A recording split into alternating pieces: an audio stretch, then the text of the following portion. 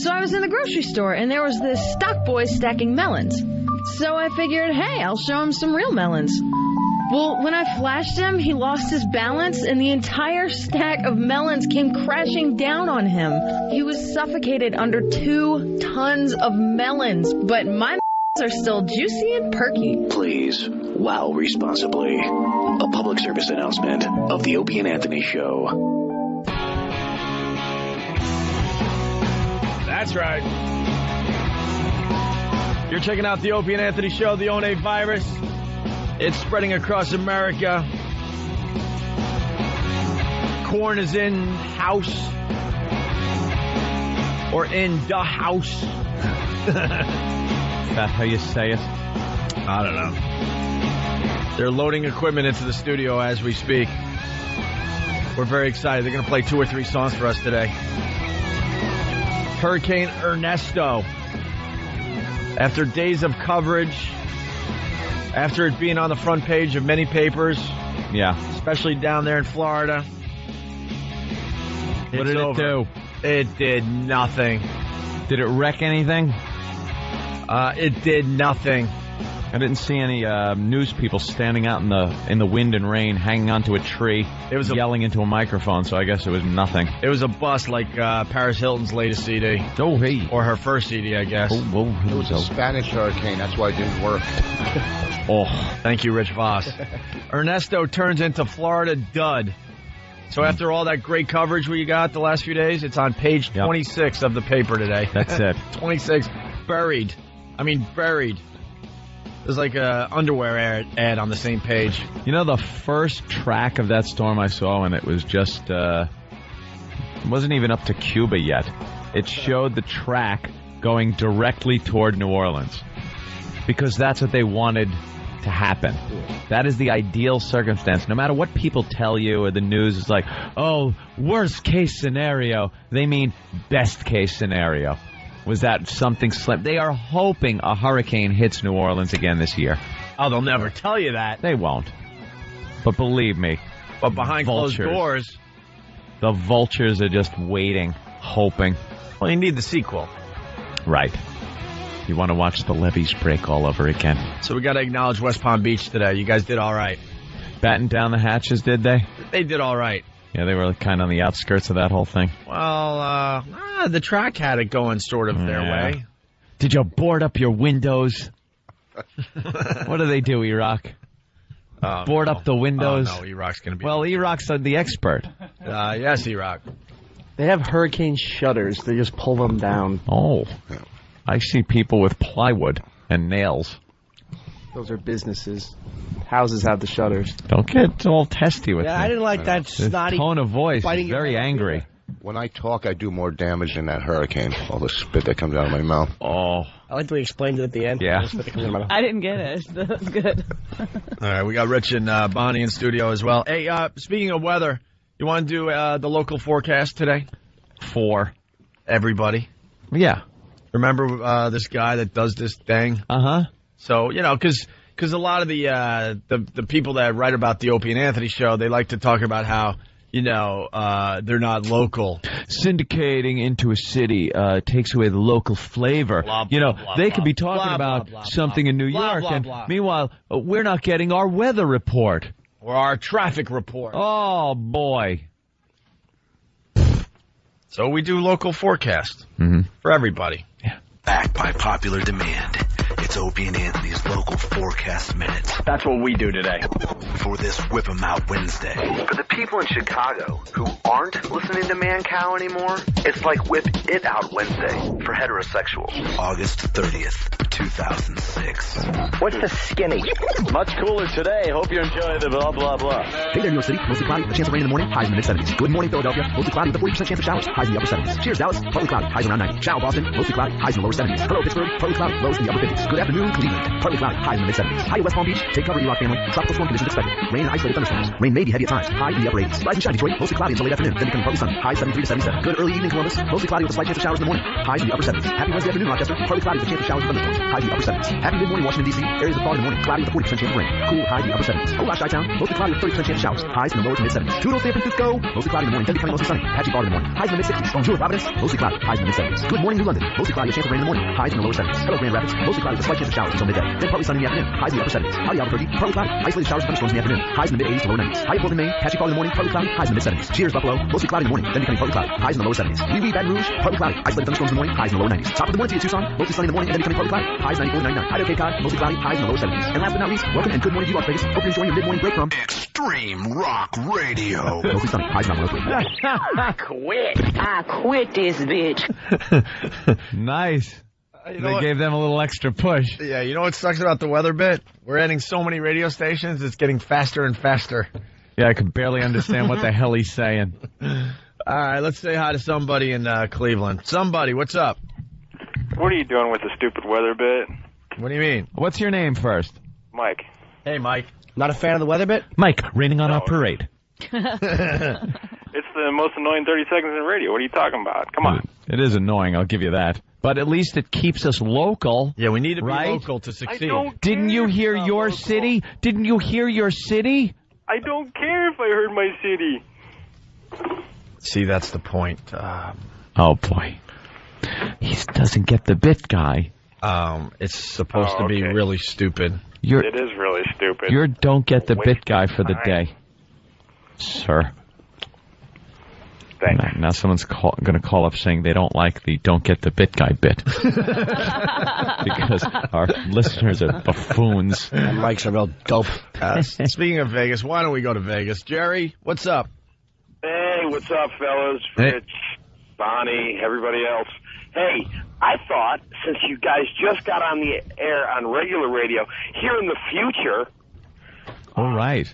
because they're not on till you guys aren't on till 10 o'clock here. Mm-hmm. Okay. I thought I would explain to the people in the future the whole WoW bit. But, Jerry, your in the future bit doesn't work because by the time they hear this, they're going to just think you're doing it at that moment. Right.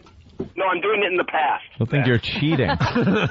This is like a time capsule. I like the concept, but it's not going to work because now there's Joe Schmo. He's driving around in Vegas, and they hear you call the Opie and Anthony show and talk about how you're going to explain WoW in the future. But it's in the present because they're hearing it for the first time. Rich's head's You mean when gonna he's driving explode. around and it's sunny and 108? Huh? You mean when he's driving around and it's sunny and 108 here Yeah. in Las Vegas? Look, let me tell you. It's sunny. Look, it's sunny. Mm-hmm. And it's 102 degrees today.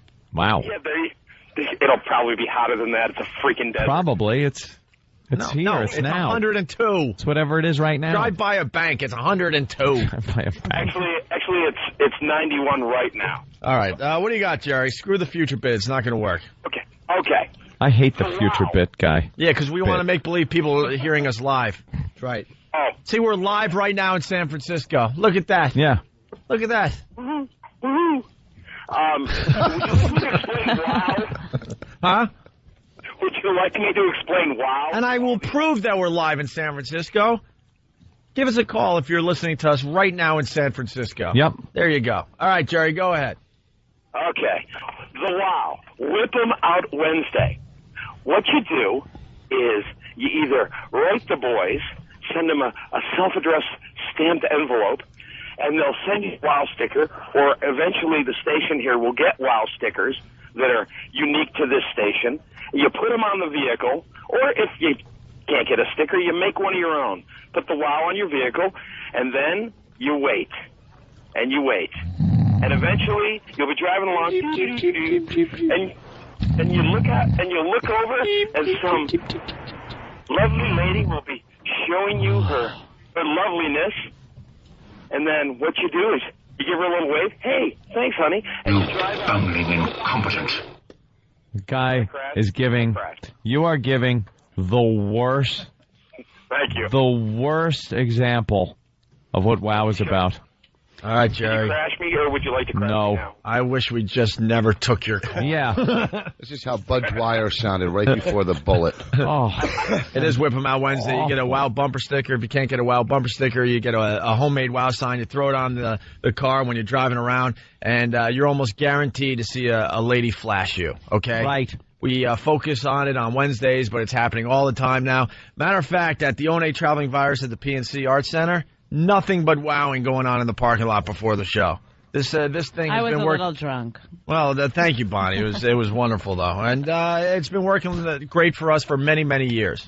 So just throw a wow in your car and see what happens. But there are ladies out there that will see the wow and they will flash you. Okay? Absolutely. All right. I think, speaking of the virus, maybe we should take 30 seconds out to talk about how well I emceed the show and performed, walking the parade and then going up and doing my time. I thought it went very well. What do you guys think? Wow. Well, I mean, I walk in, you would think if I was Bobby or somebody would say, hey, great show or great time, but not even anything, nothing. When you do your job, you don't get kudos for it. Well, I mean, when you work such a venue like that with so much energy and so much, Speaking of so much energy, wow, Voss. Well, I'm just saying. Haven't we told you in the past that even though we're like when this mic shuts off, yeah, I could fall down on this floor and go to sleep. Yeah. But while we're talking into the mic, how about a little bit of oomph? Here's Rich. Why hasn't anybody talked about how good I was? Okay, well, I don't want to see. You got to sell it. Okay. We could be sleeping right now. Anthony's absolutely in a right. Second. But if look, I laid my we sound head like down, we're wide awake. Okay. That's what the people want to hear. All right. Weren't you rewarded enough that night? Yeah, that night was cool. Yeah. That was great. Even you think? Huh? Oh, you know what? See, that's the problem. You know what the problem is? You guys, tell me what the problem is. Let me tell you something. Yeah, all right. Jekyll and Hyde. You're going to tell me something. Right. Let's go. You know, when you're there. Let me hear what you got to say. When you're there and all. See, the problem is. There you go. Now you're awake. Here's the problem. You got to come in Monday after those shows when everybody's talking about it, everybody's pumped up still. Right. That's the thing. Right. Because Wednesday, everybody's, okay, well, we already talked about it. Yeah, we talked about it. Yeah, we're moving forward. We're all about the Philly show. The Philly show. With the lawn seats on sale for $10. Right, all the info's up on opieandanthony.com. Blah, blah, blah, blah, blah. Okay, so that's my problem is not calling in or coming in on a Monday right after the show. It's not your problem. It's my problem. Well, we gave you kudos on Monday. Oh, you did? Yeah. Oh, we talked about how we remember? Opie said something about it. Rich came out. No. Jimmy, do you remember what I said? We talked about the whole thing. About Rich, though. Oh, you said, and maybe it wasn't. There. That was after. Could have sworn you did. Going up when he was on, you came over to me and you went, he's good. First of all, when you go on stage in front of that many people, opening the show and breaking them in, okay, it's a little bit tougher. And I just want to say they were a great crowd. That's all I'm saying. Okay, and I'm doing this. You rounded them up, got them all ready. It was a lot of fun. You do have a hard job when you MC that kind of show. You did great. Yes. Thank you, Bonnie. You know what else you have a hard time doing, apparently? Finding blueberries that aren't bitter. Whoever bought these, I'm going to mush them in your face. That's what I want to say. You're a fancy, important man. Awful. These are awful. I like fresh, sweet, juicy blueberries. Oh, sorry, Jimmy. That's okay. I was just noticing that Ant was right. Bongos. Nice. Yes. Corn setting up in studio. All right, we're going to take another break. We're a little late, so we got a break already.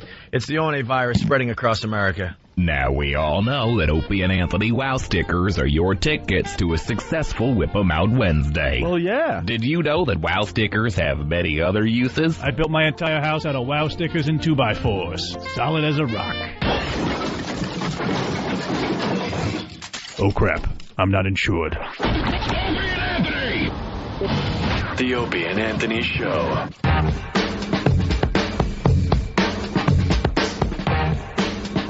Lots going on this morning. This is the Opie and Anthony Show. The O&A virus spreading across America.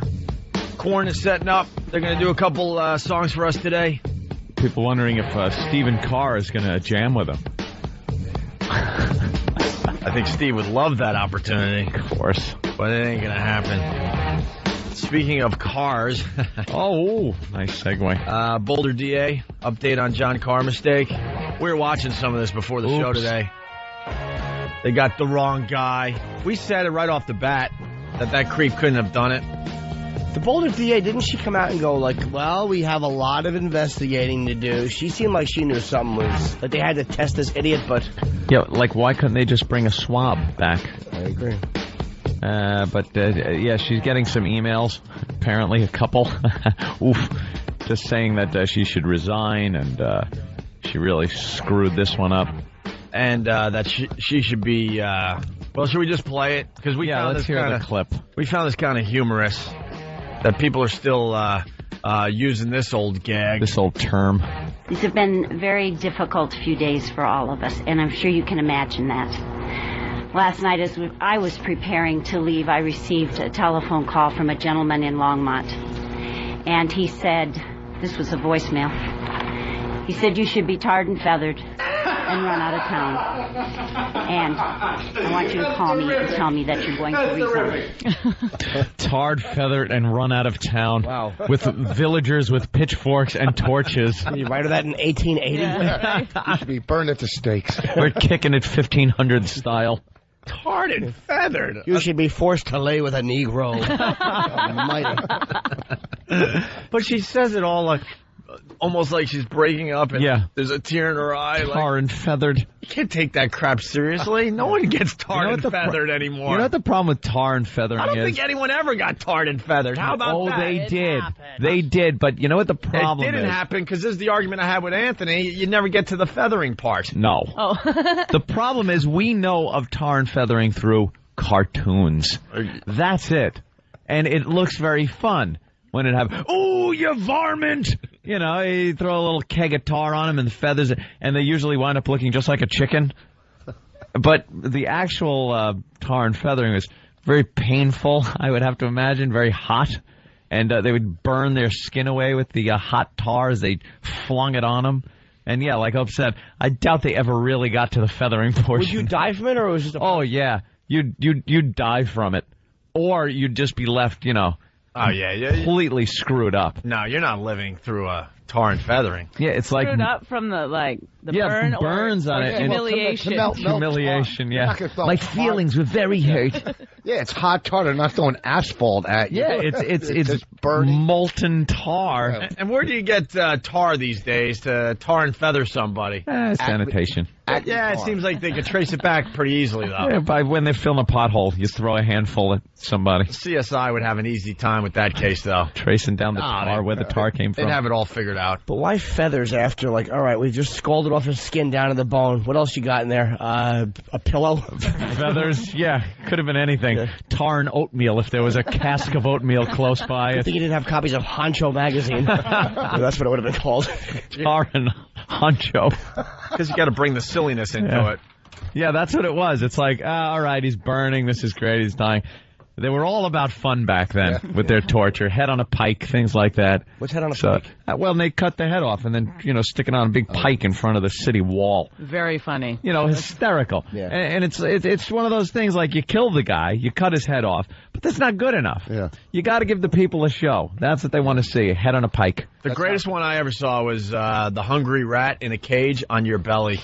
That was a good one. Oh, we went through that torture chamber museum thing. Where was that? Was it that stupid Spooky World? Was it part of Spooky World? Spooky World. Because this was like real stuff.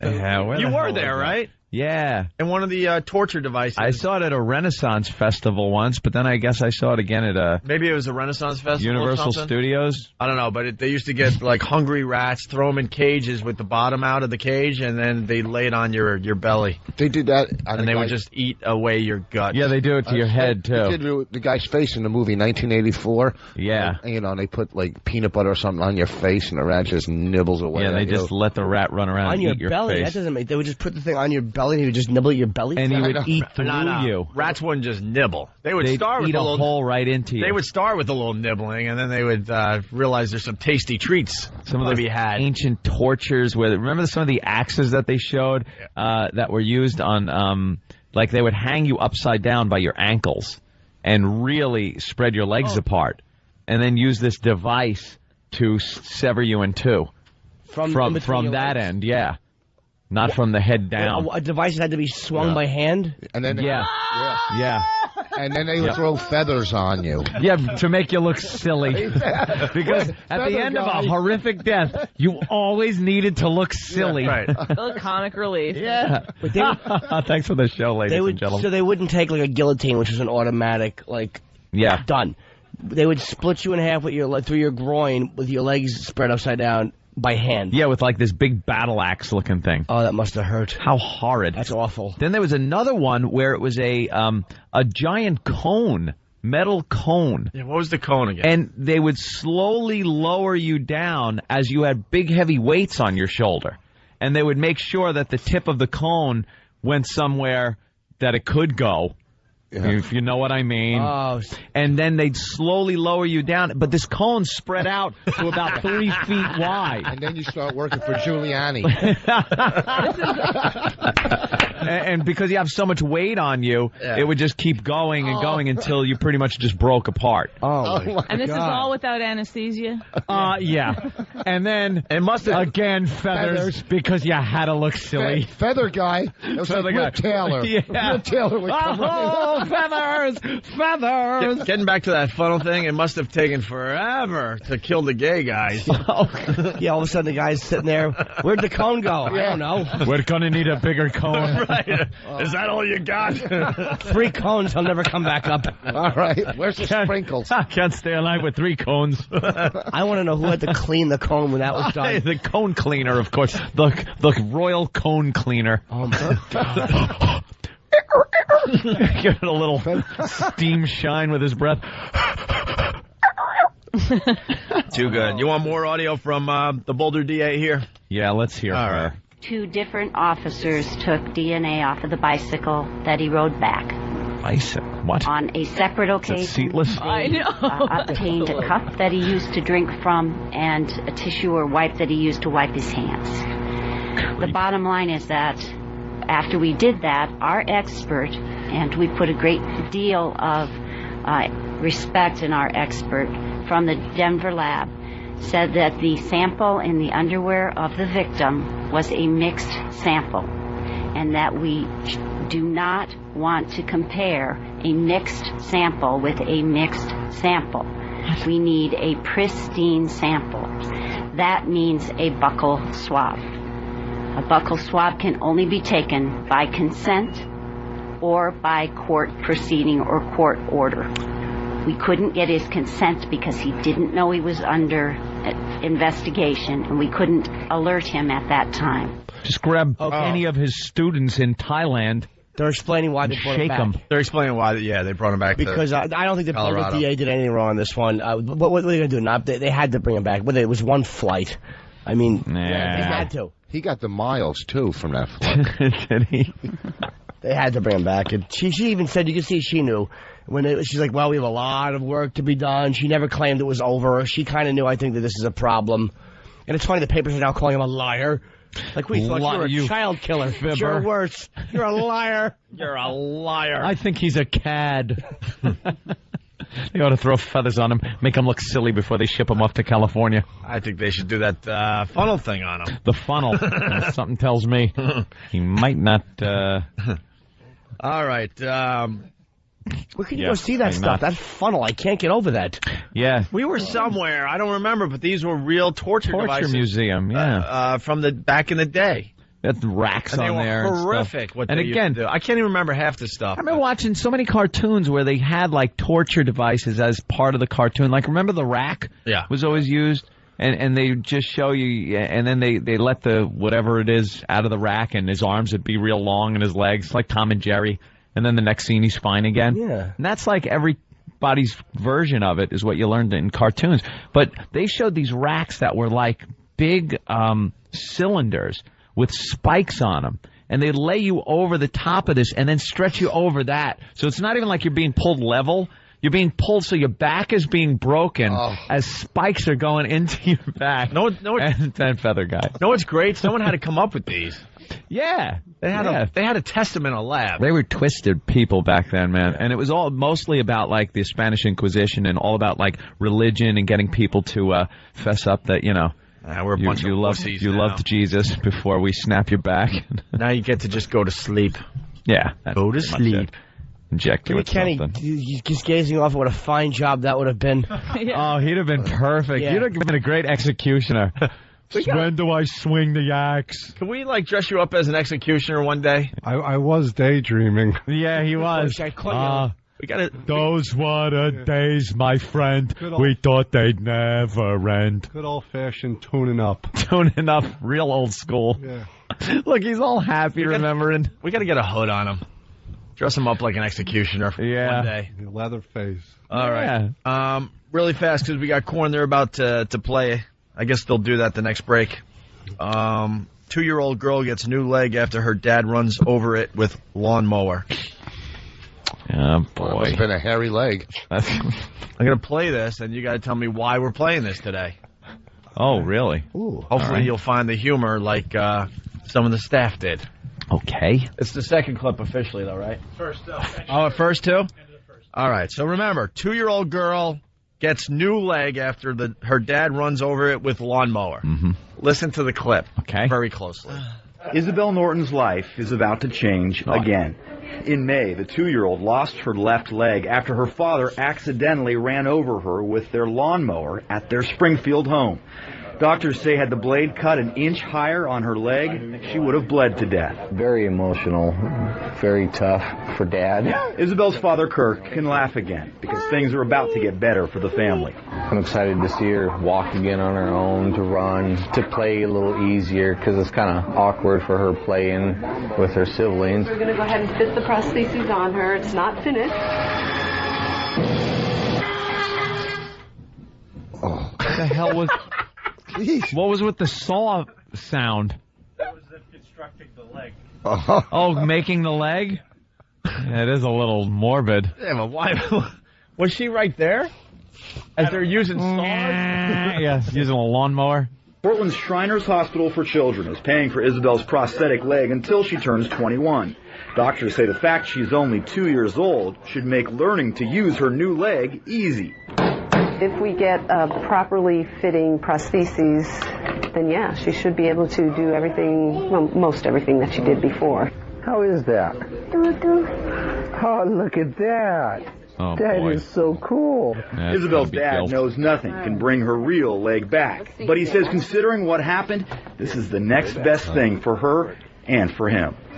She still, she loves me like she normally did, if not more. Everything's just, I guess it's normal to me right now. Everything's back to normal. Yeah. She loves me as though I didn't run over her leg. Oh. How many years before that starts coming out in arguments? Yeah. I want to use the car. Well, you can't. I have one leg. Here's the keys. Take it away. You were drunk mowing the lawn. Do you remember that? For 19 years, she's got to use that little baby leg until she's 21. You don't think they're going to give her a different one as she grows? Yeah, I know. It's bad enough with, like, baby clothes, isn't it? Don't they grow out of it in, like, a month? She's going to look ridiculous. It's like she's got a dangling thing. Tipping over. She's going to walk in and people are going to go, did your father run over your foot with a lawnmower? You're the girl, right? But they're going to have to change it every, like, couple of weeks. How did he do that? I guess she was in the grass, but how do you miss what that? What are you doing? You're haphazardly mowing your lawn is what you're doing. You're not looking after your kids. People are awful with their kids. They just don't look after them enough. It's just dumb luck that any of them make it to the ocean, like the baby turtles. Oh, thanks. I like bringing that up. It's a great analogy. All right, let's go to Eli in Massachusetts. Eli. Ellie. Eli. You. Guy from Massachusetts. Did your father run over your tongue with a lawnmower? Pear torture device. The pear. What's that? I heard about that. All right, Jesse in Jersey. Jesse, real fast, we got to take a break here. Hey, what's up, boys? How you guys doing today? I just got to call out Voss for looking for sympathy for nobody going up to him and saying he did a good job. Rich, you remember me from the Sprint in Woodbridge? From where? Excuse me, from where? From Woodbridge, the Sprint store. Oh, yeah. What's happening? Yeah, I came right up to you 5 minutes after the show when you were selling your DVD, which I've already bought, so I guess you didn't want to give me a... Well, am I supposed to remember? You did a good job. Thank you, but I'm not going to... You didn't say who you were. I'm not going to remember...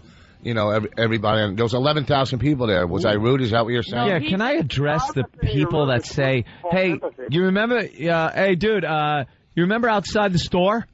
Yeah. And you're like, what? Well, dude, Rich wasn't saying that. This guy thinks that Rich said nobody came up and congratulated. Rich wasn't groveling like that. Rich was groveling because he felt that he wasn't properly praised on the radio show. Yeah. Oh, Oh, is that what it is? So Yeah. I mean, he was still being the same ass you think he was, but in a different context. Well, the problem Jesse's having here, Voss didn't remember him, but this guy, I guess, has given Voss many free cell phones. No, he hooked me up. So that's why this guy's a little pissed off. Like, oh my God, you don't remember me? I've been giving you free cell phones for many years. Is that right, Jesse? Oh, is that the guy that hooked us up? I didn't give him many, but I gave him one, and then I had my buddy hook him. Yeah, he did hook me up. You did hook me up. I went in there and I gave you some DVDs and I got you. And listen, here's the deal.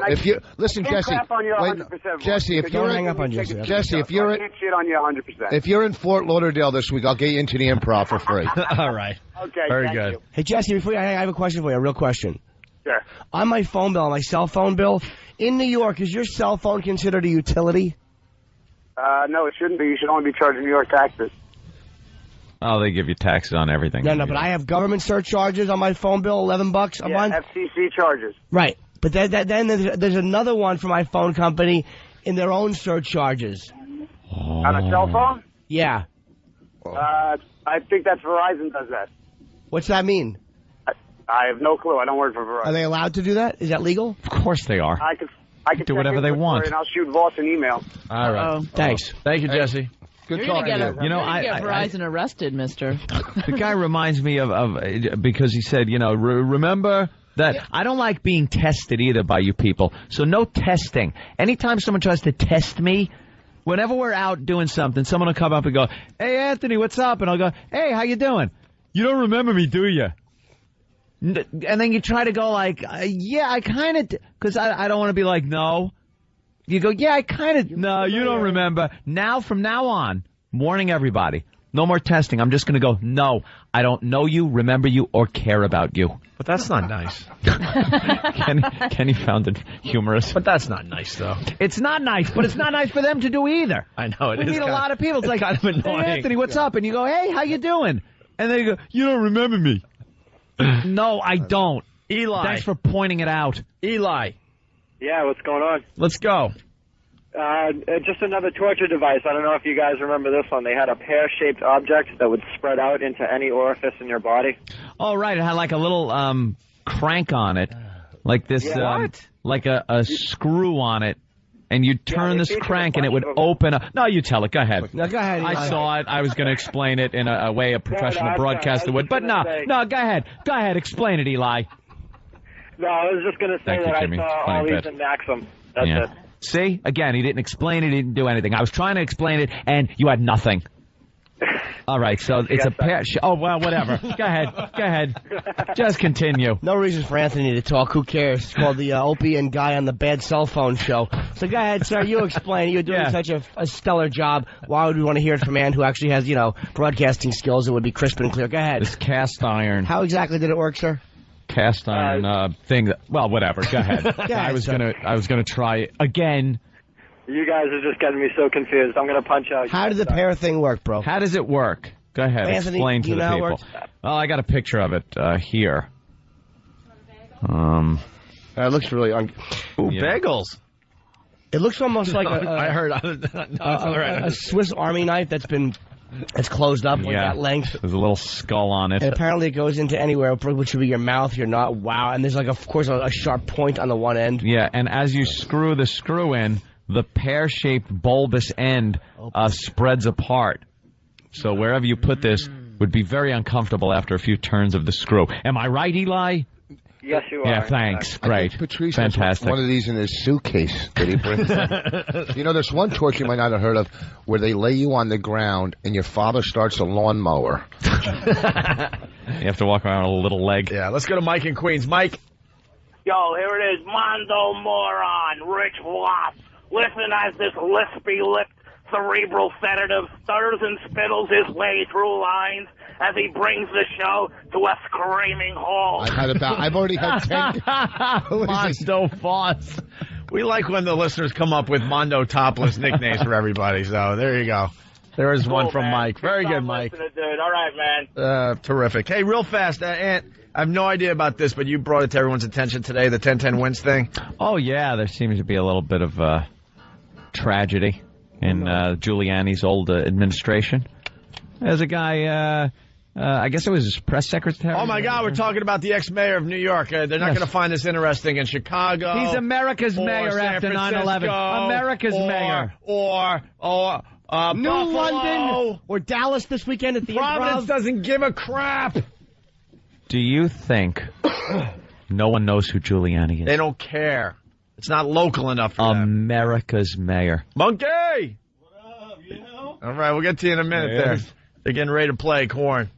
Yeah. We can't wait. Go ahead. Sorry. Apparently, as somebody in his administration was a gay gentleman, just fine and dandy. Hey, whatever you're into. Right. There you go, San Francisco.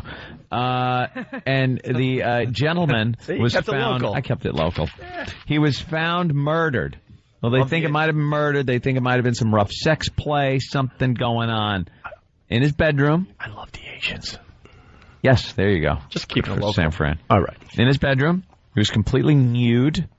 They found him kind of wedged between the bed and the wall. There was a condom next to the bed and some KY. Dude, you told this story yesterday. We know Richard's dead.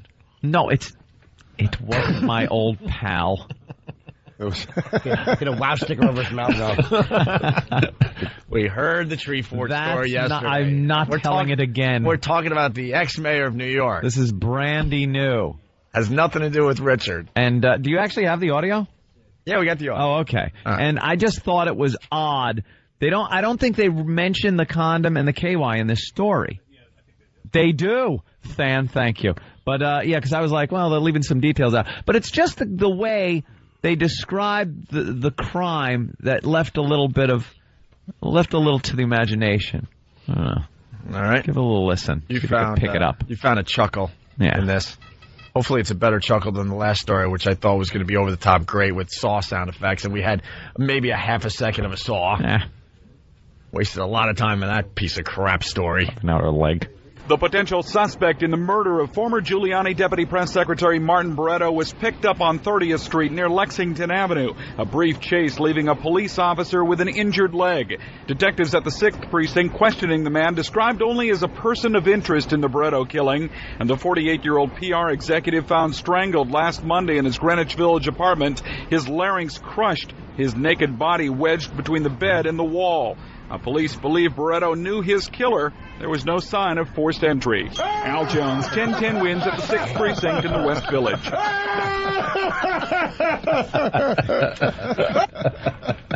Look, could they have used different terminology, perhaps? No sign of a break-in. No sign of... he knew his attacker. It seems he let him in. Well, even that, okay. It seems he was familiar with his attacker. No breaking and enter. No. Well, they said that the other story I heard said it appeared that the back door had just been kicked in. Yeah. Oh, was that it? Right. They thought it was a hit and run. Forced entry, yeah. I think that was one of those kinky things, man. Just this guy who loved to be That's what it dominated, sounds like, between you the know. bed and the guy just crushed his larynx by mistake. Then ran.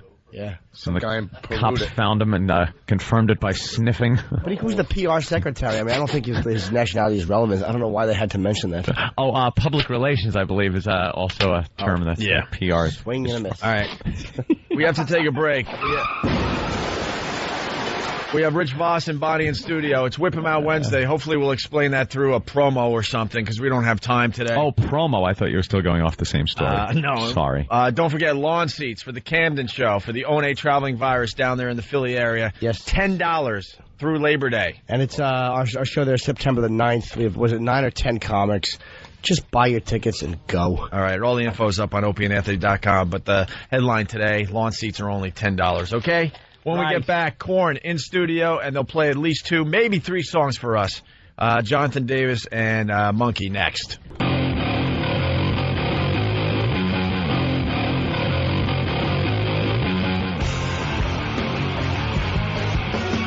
This is the Opie and Anthony Show.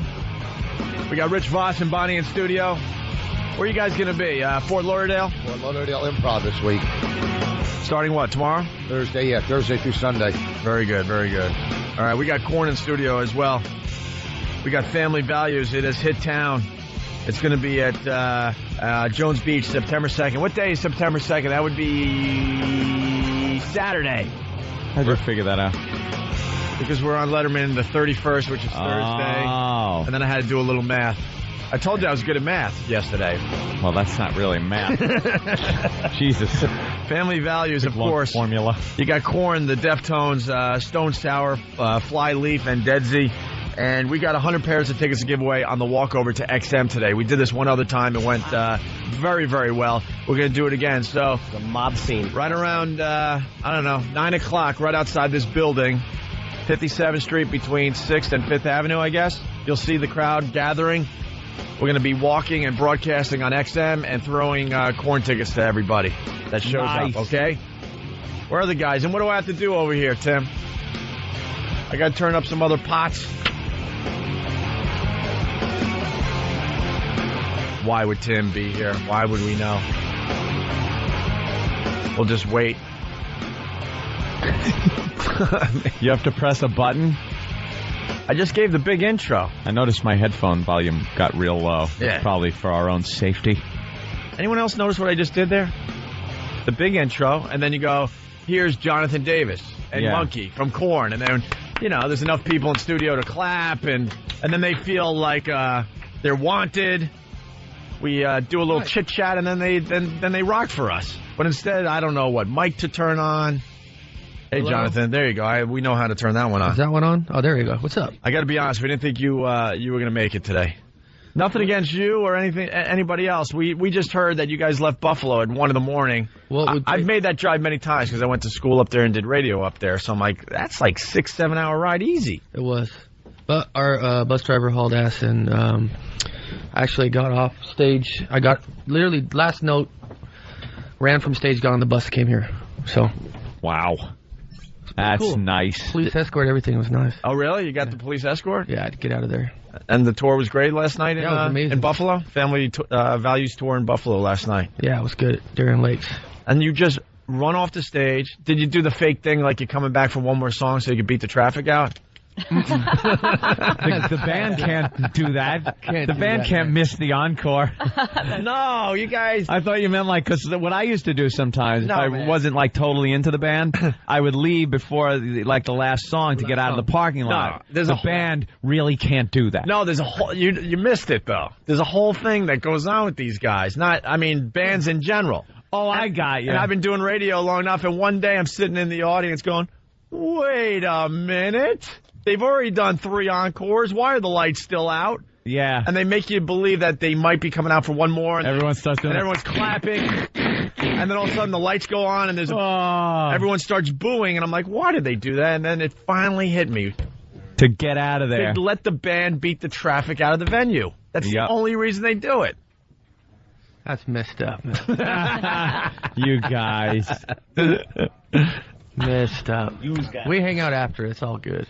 No, you guys have always been great to the fans. I'm looking around trying to get a mic for Monkey there. Steve's working on one right behind him. Could you guys share a mic? Yeah, they could take.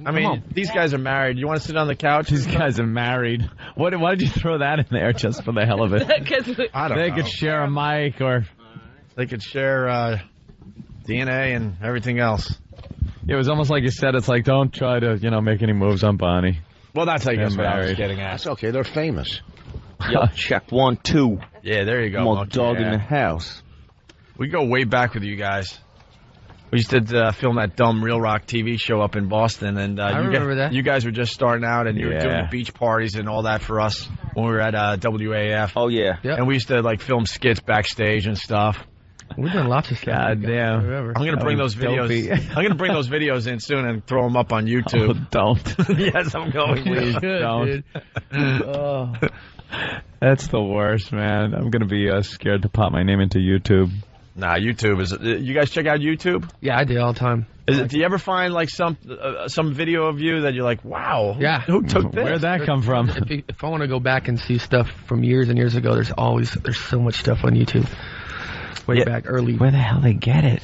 We kids that just videotaping. We hosted. Shows. We were the host for the XFL pregame show for NBC. It lasted like 4 weeks. It was a complete disaster. It's fun. The league was a disaster. Our pregame show was a disaster. But on YouTube is some kid brought a video to one of our tapings and just has me screwing up my lines. I'm like, what? some outtakes from that? Yeah, but it wasn't from NBC. It was just some kid with a camcorder. Wow. That was, I don't know. I just find the YouTube very, very interesting. Yeah, everything will end up on that one. There's a video actually of me coming out of a bar in Hollywood, just completely hammered. It's hilarious. TMZ, that company that does that stuff. I think it's TMZ, whatever, but it's on. Yeah, it's funny. It's so funny. Do you remember being hammered and leaving this club, or is it? No, man. You're just like I was there. You were drunk. Yeah, I came out of this club in Hollywood, and I was talking to these two girls, and I was like, hey, you guys want to go back to my hotel? And they're like, oh, yeah. And then Kimberly Stewart pulls up in her car, and she's like, come on, jump in my car. And next thing I know, I'm at the Stewart's house. And this dog's like staring at me in the morning. I was like, you were at Rod's house? Yeah. Was he there? No.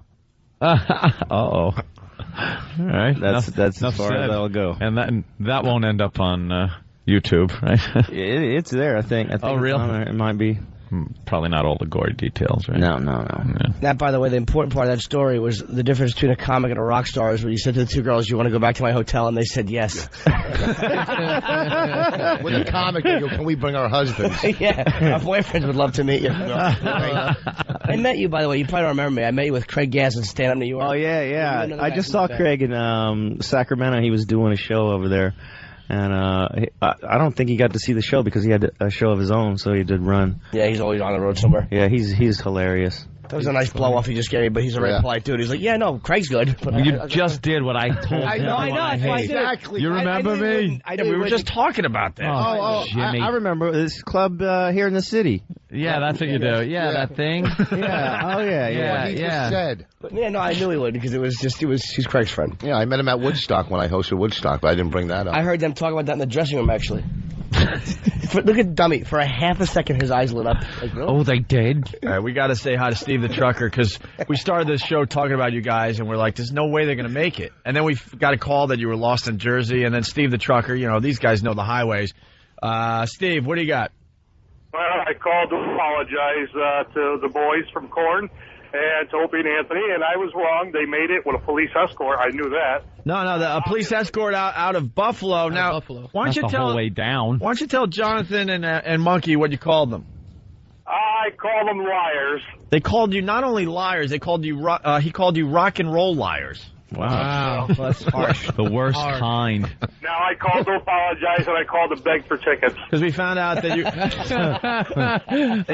Okay. They found out that you were lost in Jersey, and he's a trucker. He's like, you don't go through Jersey if you're going from Buffalo to New York City. Exactly. But you can do that, by the way. You got to do that because the buses. I don't drive. All right, Steve. I called to beg for tickets. You called and you did. Thank you. Goodbye. Matt, what's up? What's going on, boys? Hey. Hey, guys, I just had to quickly call and ask. I've been a fan of you guys ever since you first started. And, having so many great albums out, I just wanted to know, do you guys have a favorite song that you guys love to play live after all of these years? I think I still really like to play Blind, believe it or not. After the 10,000th time or something like that. Still a lot of fun to play. I'd go with that one, too. That's the big one. That's the song that I gotta say, for us. Going to one of your shows, Blind's probably the best song to see live. When you guys come up on stage and the place just goes nuts. So only play that like 10 times a night. Perfect. Everyone's happy. Makes it easy. Just do a very long version of it. All right, Matt, thank you. Used to hate that with the one-hit wonder bands. When they extend their hit forever. Yeah. It would just go on for hours.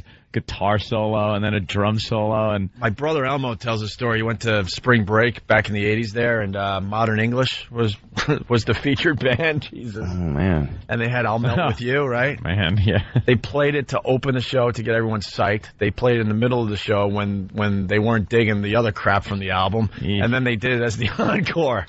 They actually got away with playing it 3 times. 3 times? Yeah. I picture Aha doing that with Take On Me. Yeah, but Aha is huge in Europe, we learned. Oh, of course they are. Who isn't? All right, we're gonna Hasselhoff. Hasselhoff is huge. Yeah. Germany, yeah. Only Germany.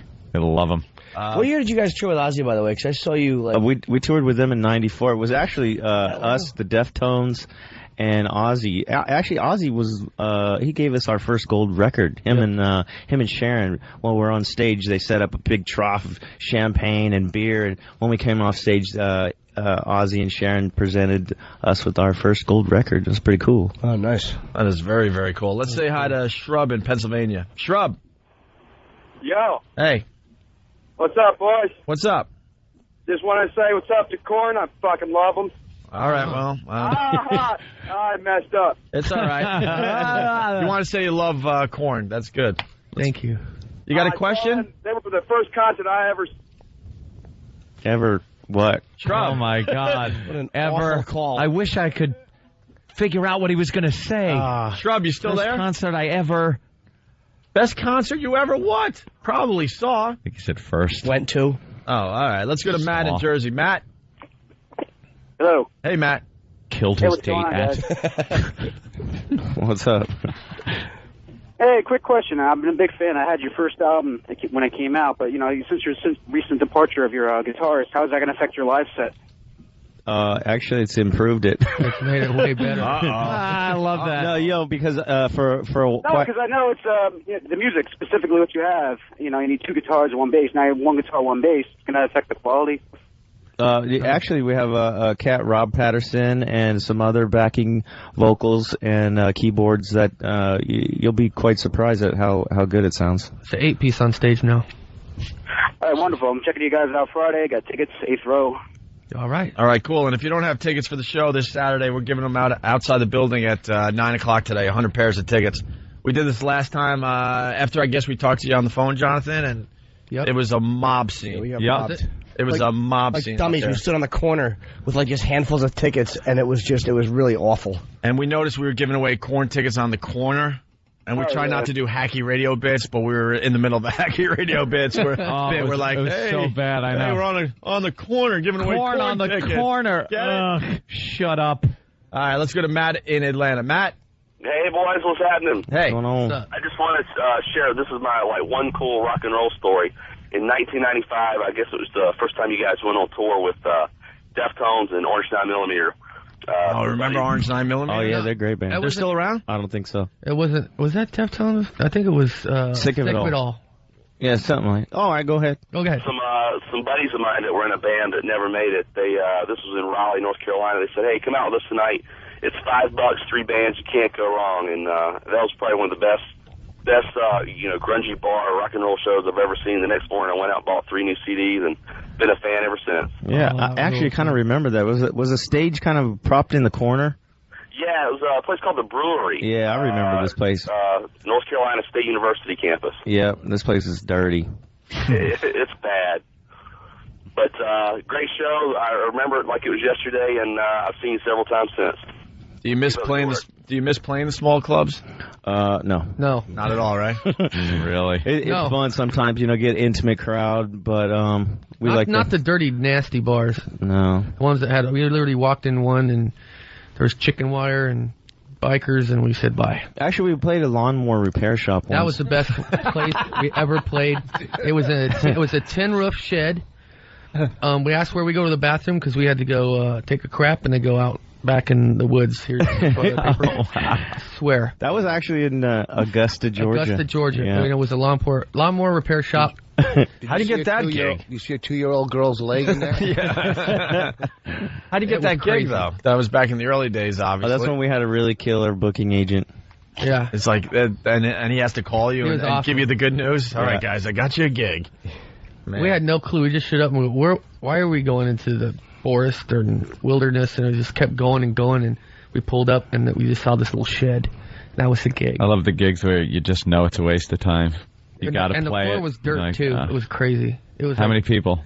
I don't know, 100. 100? Yeah. It's not bad for a shed. Straight out deliverance. It's like those people will never forget it. No. Shrub is back. Shrub. Yo. Hey. Phone cracked out. I'm a truck driver. I'm in Georgia. All right. Speaking of I just Georgia. was calling to say that the first show I ever saw was Korn, the first concert I ever went to, and Jonathan came out in a floor-length black trench. He just looked badass. Oh, right on. Thank you. And I had a little story. You have two people that came in to watch a performance, Jarrett and Mandy. Mm-hmm. Right? I had a little story about Jarrett. He used to masturbate into a sock, right? And this sock got so hard that you could stand up on end. He could beat somebody with it. I figured you might want to ask him about that.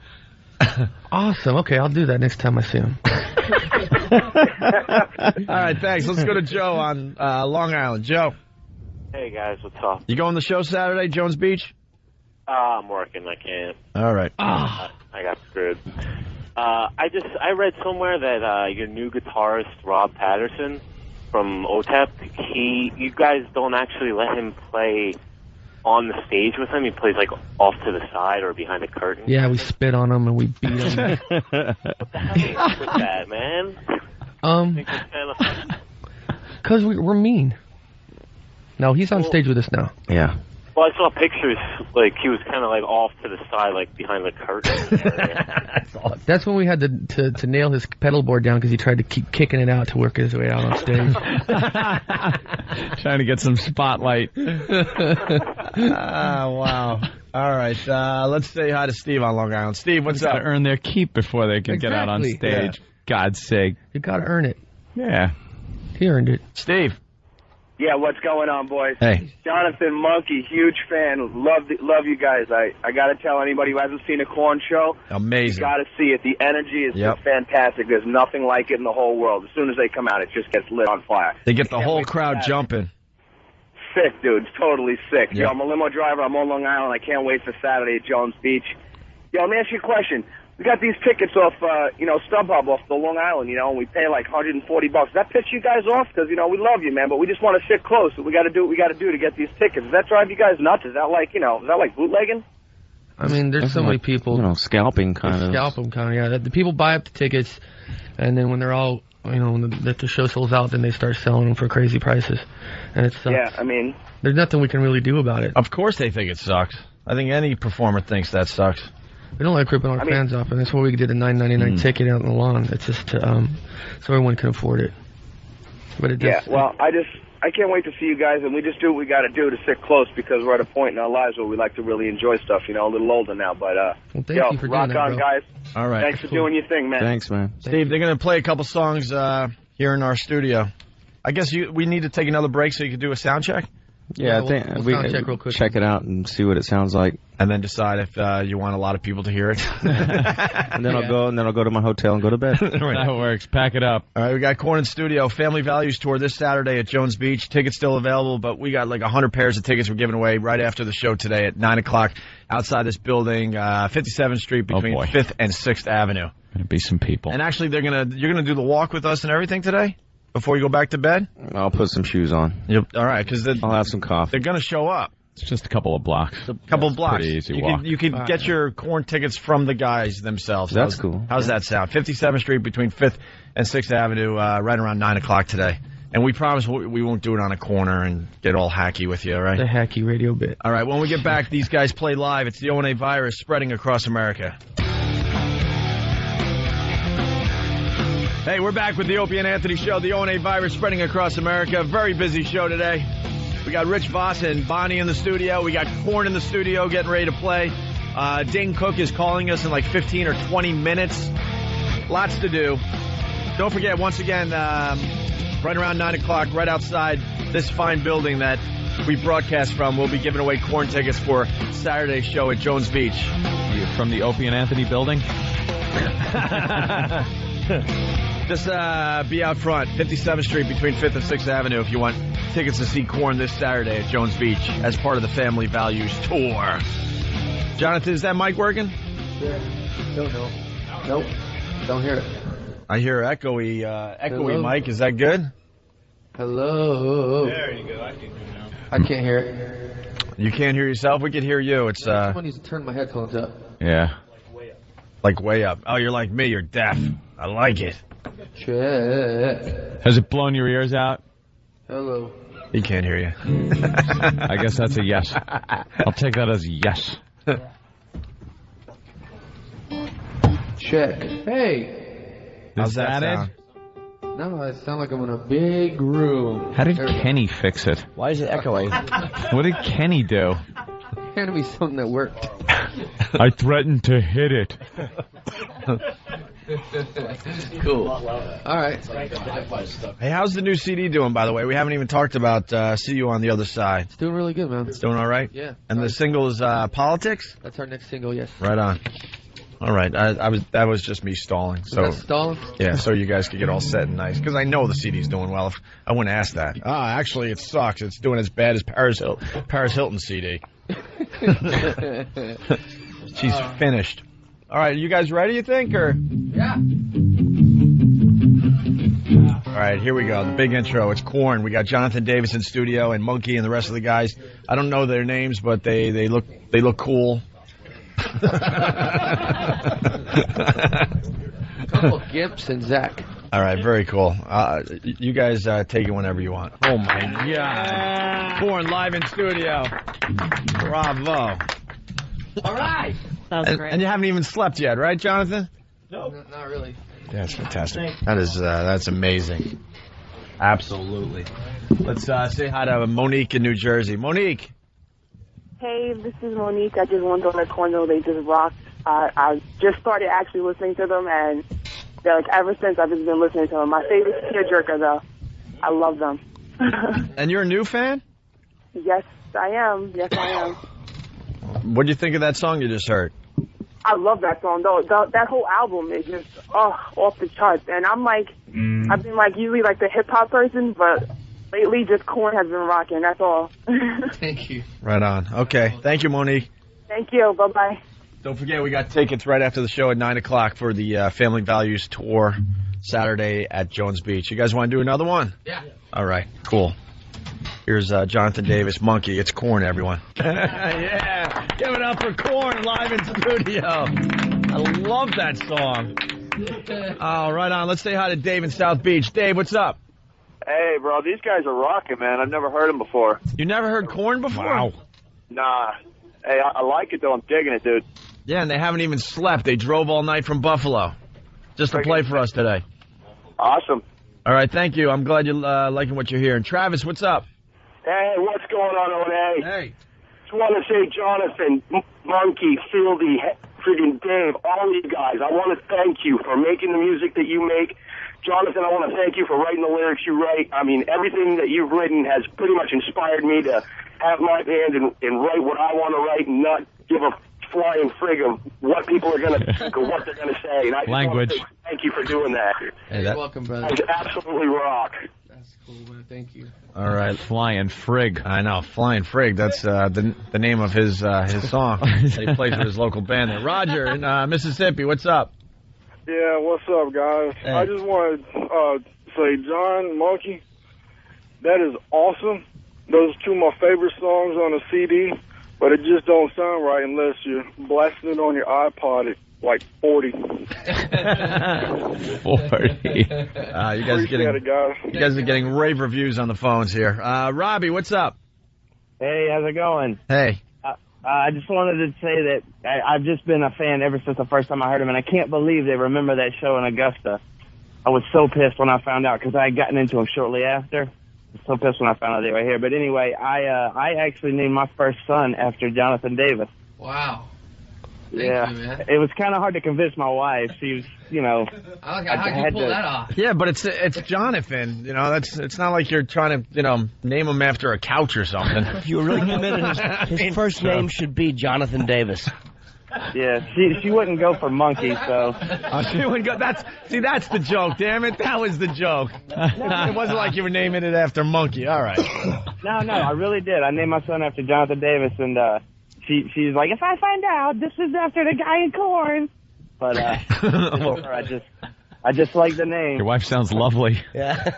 Now it's an ex-wife, so I had a nagger too. All right, very good, Robbie. Thank you. Thanks, Tommy. Let's go to Tommy in New Forgot York. what he said. Tom. Yeah, how's it going? Hey. Hey, I got a question for you. Yeah. Me and my buddies run the Coast Guard or whatever. We normally do the security around the concert at Jones Beach. Yeah. There's no way we can actually go in there and listen to music. We got off this weekend. Is there any way we can get some free tickets and hang out? Because we know we're going to be off this weekend. Can we do it over the phone? Yeah. I don't know if we could get him the hard tickets. Yeah, hold on the line. We'll try to give you a pair of tickets. What does that guy protect, like the Jones Beach Theater from the water? Yeah. Is that what you do? You cruise around in a Zodiac or something with a 50 cal, just in case someone wants to attack Korn? Not about corn, but just make sure all the drunks don't go there and rush the stage. Hey, that's pretty cool. All right, we'll try to give you a pair of tickets. Hold on the line. I don't know if we can, but we'll see what we can do. All right. All right, thanks, guys. If you're close to the studio, though, at 9 o'clock, we're giving away 100 pairs of tickets to the Family Values Tour Saturday at Jones Beach, 57th Street between 5th and 6th Avenue. Well, the building people are going to love us today. I know. They hate us because every day we do this walk over to XM and we broadcast us just walking on the streets of New York, and the building hates us because we all gather outside this building. Yeah. In the breezeway, and then there's a guy who thinks his job's important. He has to, like, shush us away every morning. It's leaving here and getting over to XM. That building is another whole pain in the ass because they don't like crowds in front of that building. Yeah. For some reason. Yeah. Nah. All right, let's say hi to Chris in Buffalo. Chris, what's up? Yo, what's up, man? You saw the show last night? Corn? Yeah, last night at Family Value. The one bad thing is that the local radio station, WEDG, you know, God rest their soul. Well, they're not dead. They're there. You're on it. But, look, that's the other point. I'm crazy. Look, check this out. They corn, awesome. I'm talking about scrotum tingling good. I mean, that great. I've never been heard of that. All right, you had a great time at the Corn Show last night. All right. It was amazing. Yeah, it was a religious experience. All right, very cool. It's like that little feeling you get on a roller coaster. You get that little tingle. Yeah. Is that what he means? That is good. It's a good feeling. Was it like climbing the rope in gym class? Yeah, it was like that good, huh? It was like 30 minutes of needing to pee. That's what it felt like. All right. Very good. Can we get one more out of you guys or what? It's really up to you. You've already done your share. We don't know anymore. Two tunes, man. Honestly, I don't know. They're discussing it.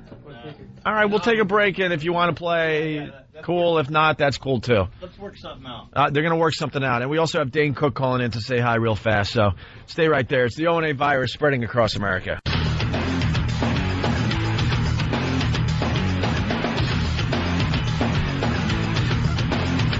What a busy morning. Cool guys, huh, Jimmy? Yeah, a couple of guys in the band were Lucky Louie fans. We're very happy to hear that. Oh, very nice. Yeah, you know how cool that is? That's very cool. And then Anthony was showing Jonathan Davis the Pal Talk hammers. He immediately wrote it down. He's like, what is this? It's Pal Talk. I can't explain what it's all about. And Baby Girl gave us a little show. And that's always appreciated. And he jotted down paltalk.com. He's like, yeah, that's it. Yeah. So you'll be seeing him on there, I'm sure. Yeah. They're hanging. They're outside the studio doing their thing. I think they're doing the walkover with us. I know we definitely have the 100 pair of tickets to the Family Values Tour Saturday at Jones Beach featuring Korn. Hopefully the guys will make the walk with us. I don't know, though, because they drove all night just to come here and play for us today. What I do know is we got Dane Cook on the hotline. Dane! What's up, fellas? Hey, Dane. What's up, man? We got a busy day. We just had Korn in here playing live. Oh, killer. Yeah, definitely. Congratulations on banging Jessica. I'm so glad you're finally admitting it to everybody. Which one? Why aren't you admitting it? There's nothing to admit, man. Even if you were married with 5 kids, you should just say, "Yep, you're right." For the sake of the call, sure, she's right here next to me. There you go.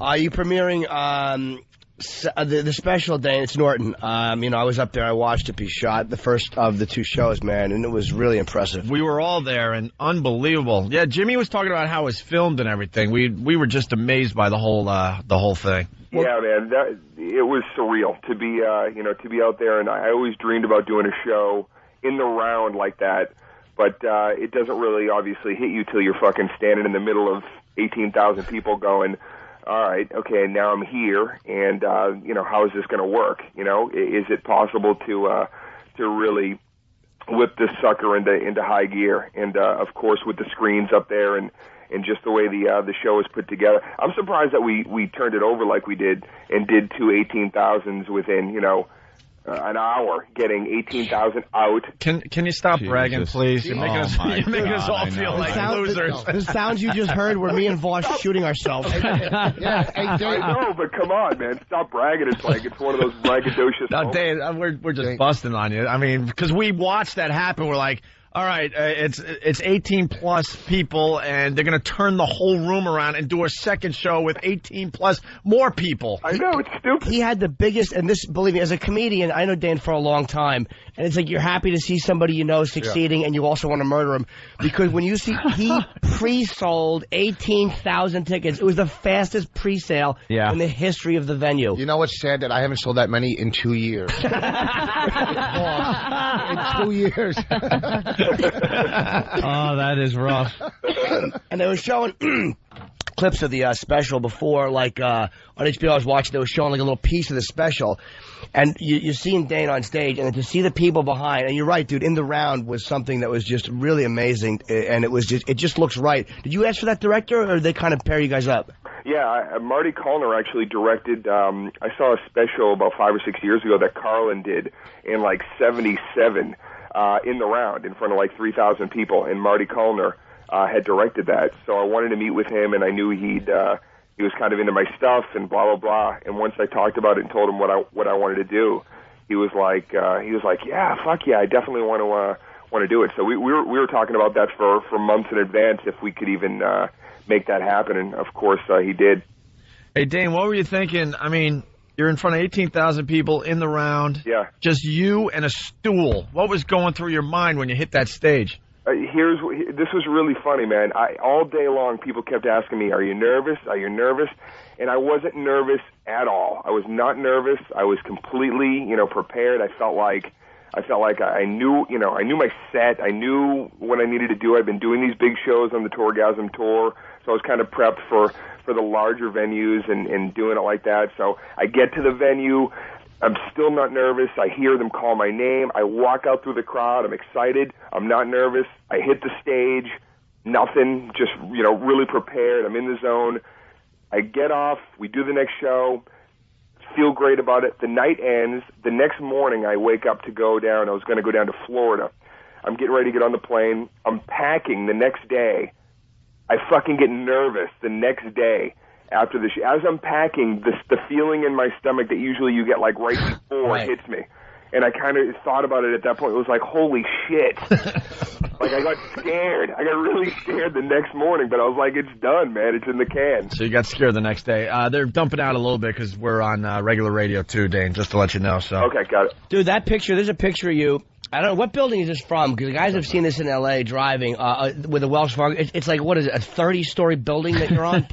It's Sunset Boulevard, right? Massive. Near Tower Records there? Yeah, it's up on Sunset. HBO has a building that they basically, it's like, 25 stories, and they always put their shows up there. So they told me, you know what, we're gonna put you up on the big building. I know exactly where. Please tell me you're doing this. Please tell me you're in a convertible and you have a different chick every day. Yeah. And you're pointing at that building and then pointing at your lap and saying, get to work. No, that's what closed the deal with Jessica Simpson. I do randomly drive by there, or there's a little coffee shop like right at the base. I just accidentally end up there with people, and all of a sudden they're looking up, going, "Holy crap, what is that?" Oh yeah, that's my face, 22 bucks. Hey, and you just point at them like that, like the way the poster looks. You just point at people and go, "Hey." Yeah, and then I bring them up into the building, and we sit in my eye. Dr. Evil. Hey, we can relate with Dane Cook today because Rich Voss brought in one of our advertisements. Yeah. It fit in his back pocket, I think. Yeah. What was that thing again? I stole it from the Parkway or the Turnpike toll booth. Great. and they didn't even yell at me when I took it. No, I parked my car. I got out, and they go, "Please take the other one." Yeah, too." there it is. Wow, that's just like being on the side of a 25-story building. It looks like Kiss Alive 2 opened up when it was an album form. Right. That's how big it is. It was a Turnpike ad. And Danes needs a helicopter to install it. And we have laminates inside of urinals in the Parkway rest areas. Hey, That would Dane, stink. how much time? Didn't you do like a lot of time on these specials, like over an hour or something, hour and a half? The first show I did an hour and a half, and the second show I was just kind of on a tear, and I think it ended up being like 2 hours and 35. Wow. So the special's $1.90, and then I'm going to put all the other stuff on the DVD. Wait, how long is the special? An hour and a half. Oh, no, you said 90. I'm thinking almost 2 hours. Wow, man. And that's Monday night on HBO. That's it. I can't wait for people to see. I finally, sat down with a bunch of people and watched the, the completely edited and high def version of it, and I'm really proud of it. And I really think that as far as even if you hate my comedy, if you watch it, it's incredible to watch. You could sit there and go, "Oh, he sucks," but this looks cool. No, dude, no one's gonna think that. I watched it, and it was really one thing I was impressed with too is like when you walked out, it was you had the big screens up on the top, and then just the circular stage, but there was really nothing else. It was just Dane just came out. I mean, there was nothing to spice it up, or it was just him on the stage, which I was like, that's wow, what I was getting at. Really What amazing. balls to just go out there with a stool in front of 18,000 people in the round. Oh yeah, I mean, trust me, there was times when I'm like, maybe I should bring like a T-shirt shooter gun or something out there. Any distraction. It's not a bad idea. A fire hose, just randomly spray people like Jovi. I don't know, man. Yeah, there was definitely certain times where I was like, am I backing into something awful here? But look, it went great, and people are going to finally be able to see something that I've driven towards for 16 years. I'm psyched. Wow. Well, by the way, I love the fact I know that when you did Tourgasm, I remember Bobby Kelly told me before you guys went out that you were doing it, and I know you tried to sell it or sell. You went to, I think it was to Comedy Central or whatever, and they're like, no. And I'm just so happy that it obviously was very successful, and it just makes me really happy that some dumbbell said no to it first. Good. Yeah, we did. We brought it to Comedy Central, and they were like, we got this thing, these comedians of comedy or whatever that we're looking at, and I had no clue that HBO was going to pick it up, but when they finally did, it was like, yeah, suckers. Yeah, we loved Bobby Kelly on Tourgasm. See, we call him Bobby over here. You call him Robert. Robert Bobby Kelly. And how stupid are we to put Bobby in quotes? When people started pointing that out after, it was like, yeah, we get it. Bobby's right, name it's for Robert. Short for Robert. I know you give him too much respect with the name Robert, though. I know, but that's Bobby. That's Bobby right there. He's Robert Kelly. My favorite part of Tourgasm was when you went back to your old high school there. Yeah, that episode 8. That was pretty cool to go back there and revisit. To stand on that stage, man.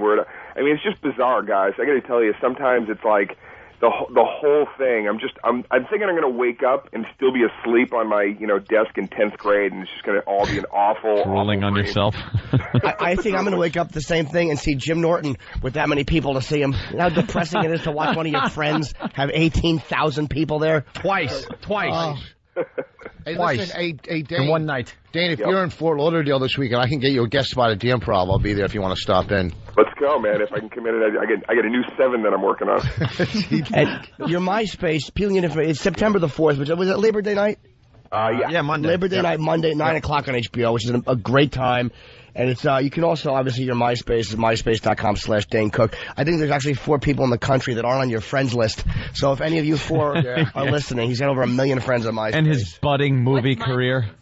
What's MySpace? After you do 18,000 people, are you going to, where do you go? Are you going to try to do, a stadium or something after that? My next show, because I really want everybody to hate me, is from space. I'm doing it live from space. Hey, speaking of MySpace, there's no way you can keep up with that anymore. And instead of a building, we're doing a crop circle beside Texas. Do you answer every single email individually? He used to. But there's no way you can anymore. No, he has like 15,000 pages of friends or whatever. It was really... Yeah, the MySpace thing is just bananas. I mean, who knew?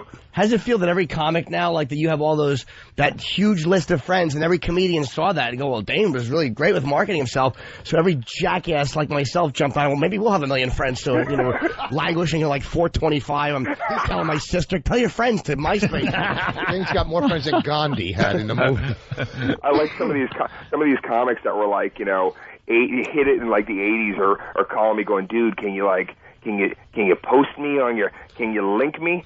Yeah, make me a friend and put me on your top 8. Give me a shout out. It's like, no. Some guy you had the middle for in 92 that started the late 80s and always headlining because there was the comedy boom, and then he just kind of squeezed with the bottleneck. Yeah, I get them too, and I'm still opening for them. Dane, where do you go from here? Another comedy tour.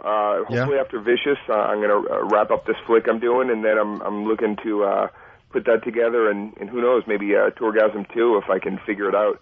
Don't you get sick of it sometimes? Who's that? All the tour. It's Bonnie. It's Bonnie. Okay, what's up? the better half of Voss and Barney. What's up?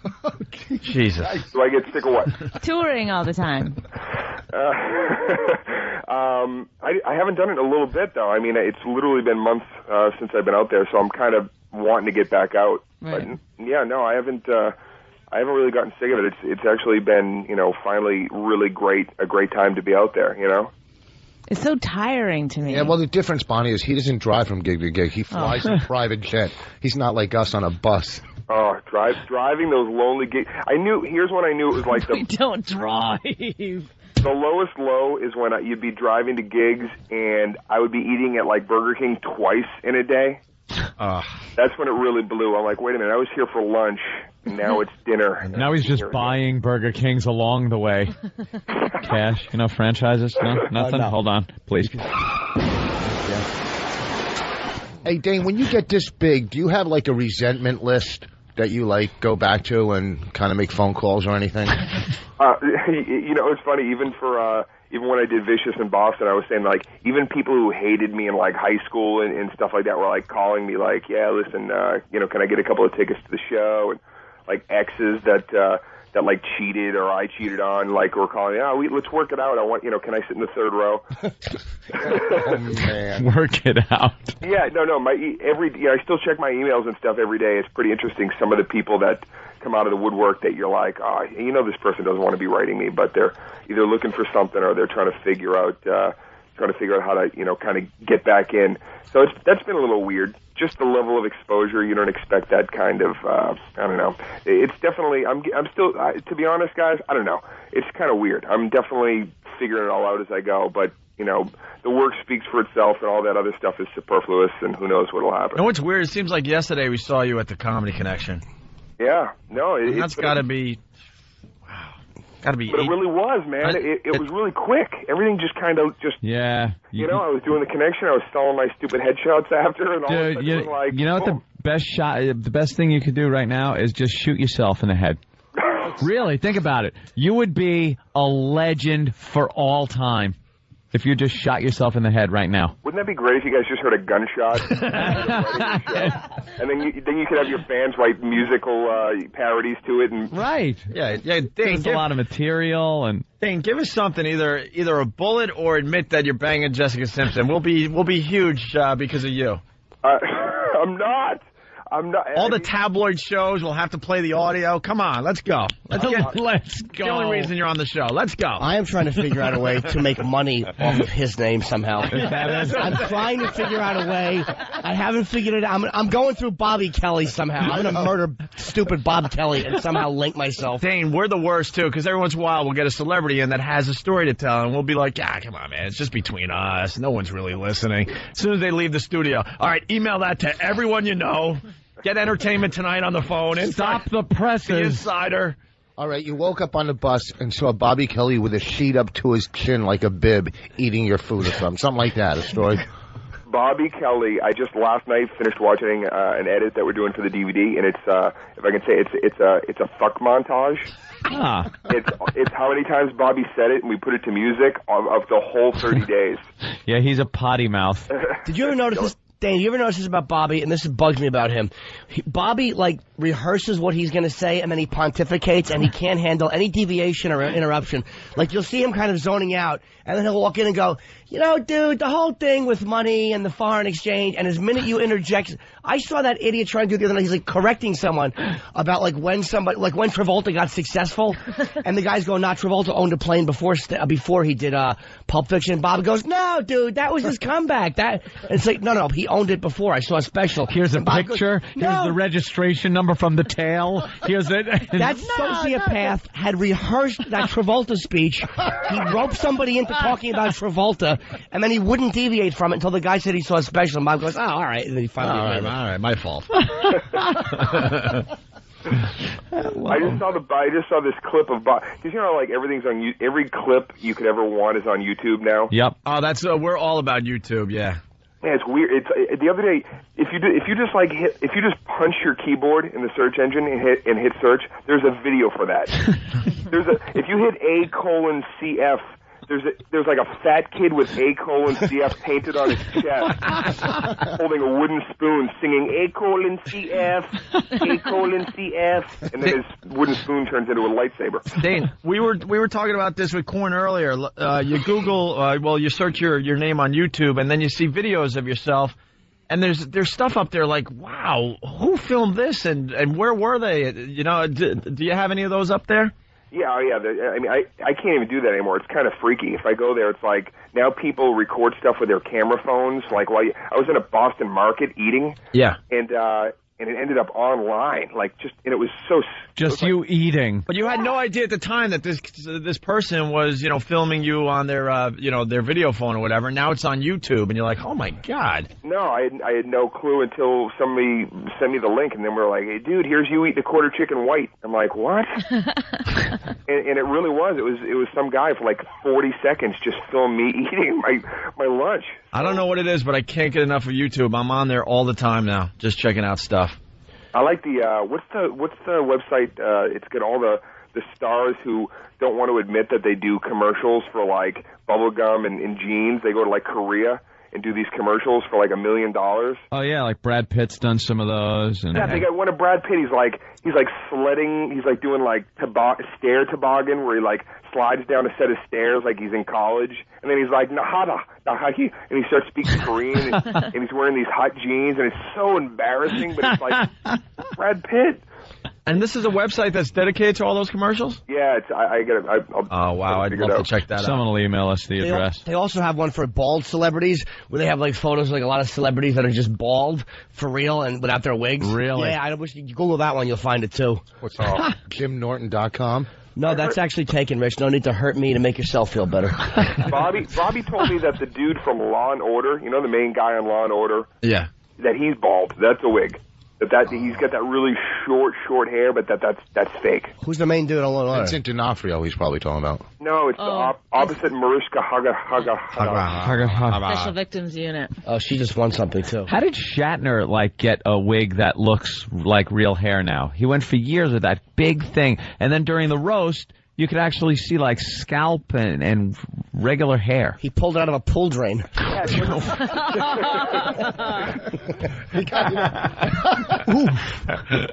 off the price tag. His looks weird. He's got like some kind of residue on his though that always looks like he just crawled out of a collapsed building. It's just got that weird like ash dust that's settled on it.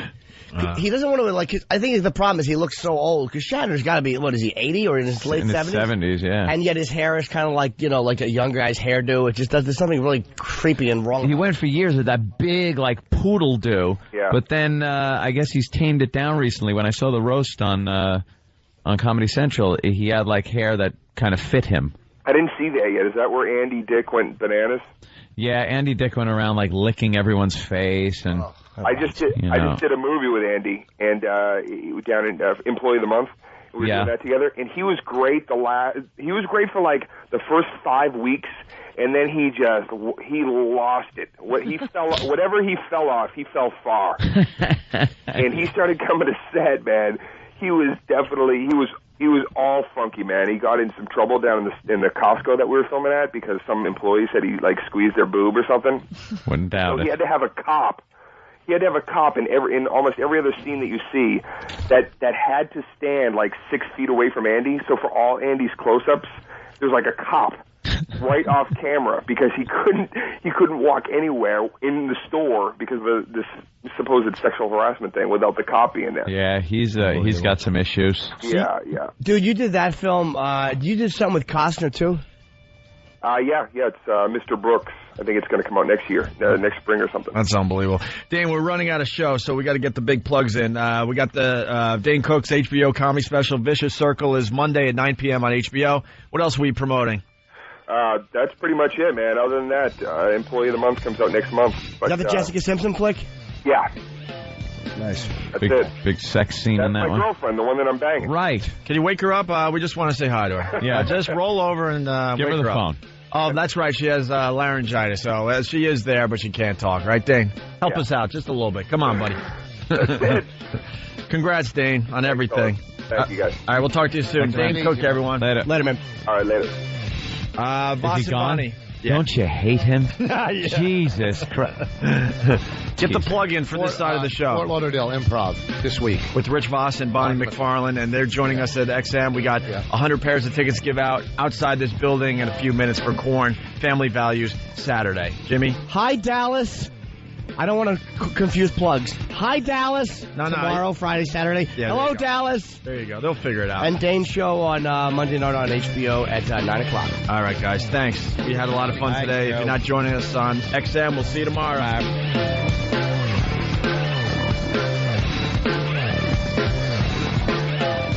Now we all know that Opie and Anthony Wow stickers are your tickets to a successful Whip 'em Out Wednesday. Well, yeah. Did you know that Wow stickers have many other uses? I sliced out both my kidneys, and I patched up the wounds with Wow stickers. But dude, how do you pee? Oh boy, can't pee. This was incredibly nearsighted.